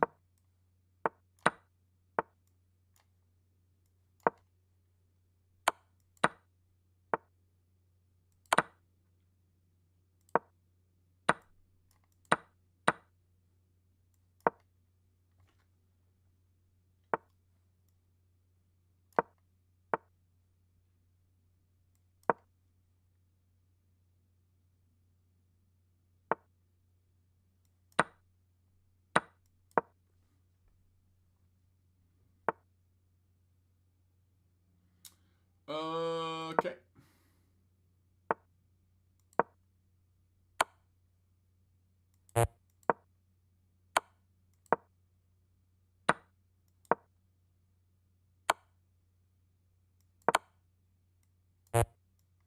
Where'd I go? Ouch! Floki Loki just wrecked me. We're back under 1,000.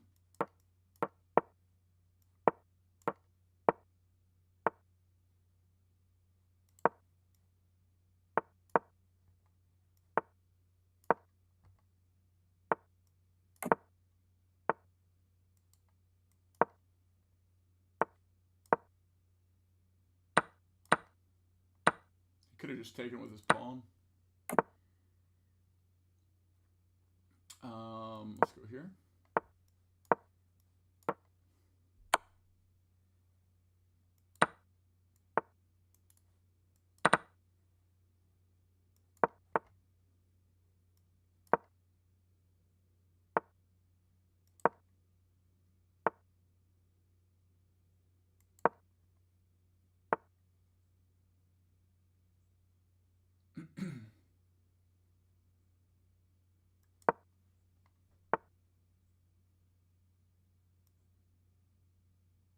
Oh, I see.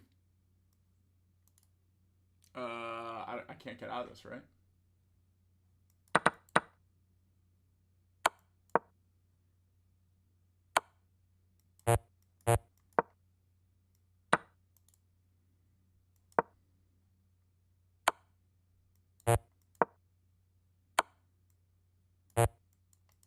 Why can't I move?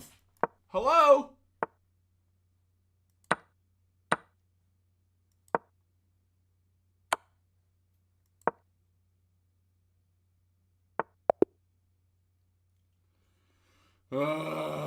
Losing points, bro.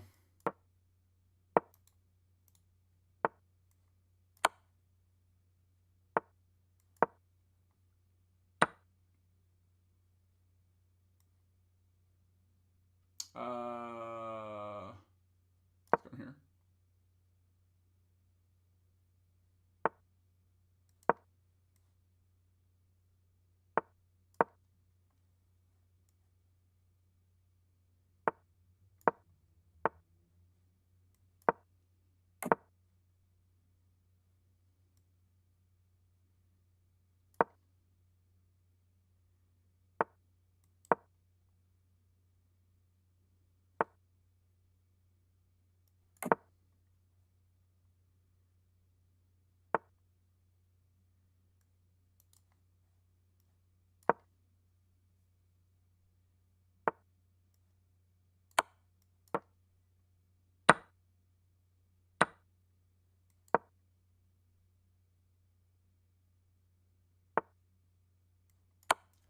No!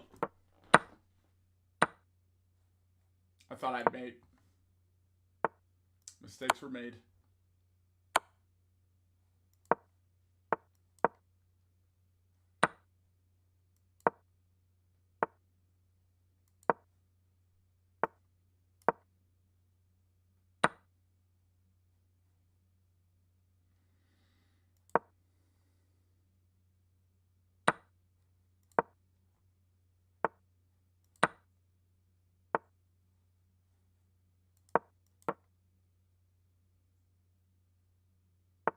Come on.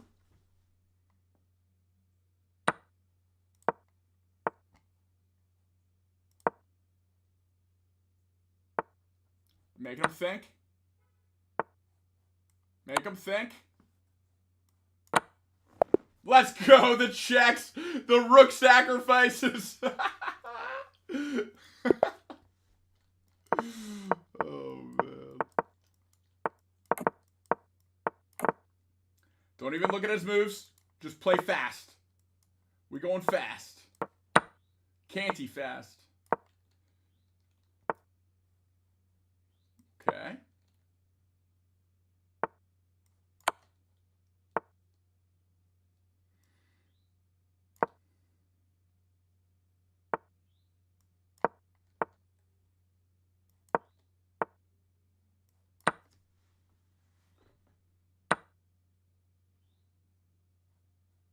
Oh, damn.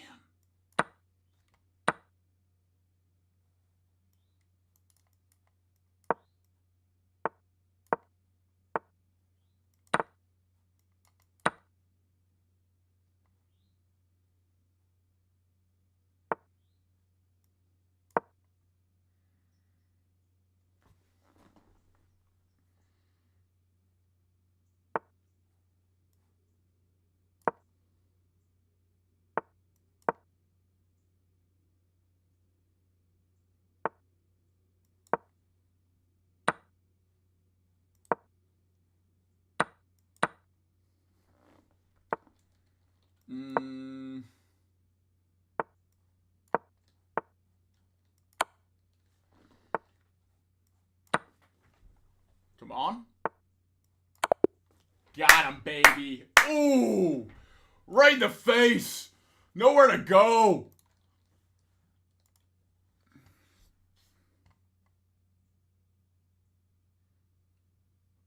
All right, we're back over 1,000. Let's finish our push-ups. Let's do it. Ha! 2, 3, 4, 5, 6, 7, 8, 9, 10. 1, 2, 3,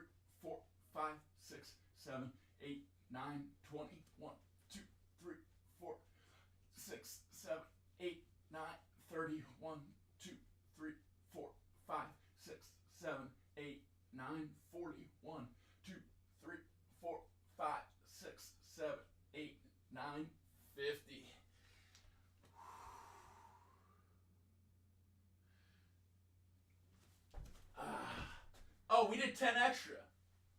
Whoops. We just did 10 extra. Oh, well. Never going to complain about extra work. Let's change it officially.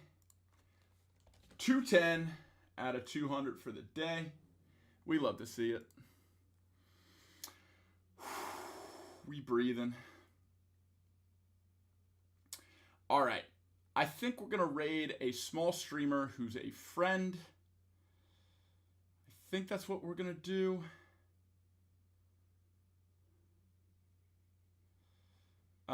Yeah, let's do it. He's a good guy. We like him.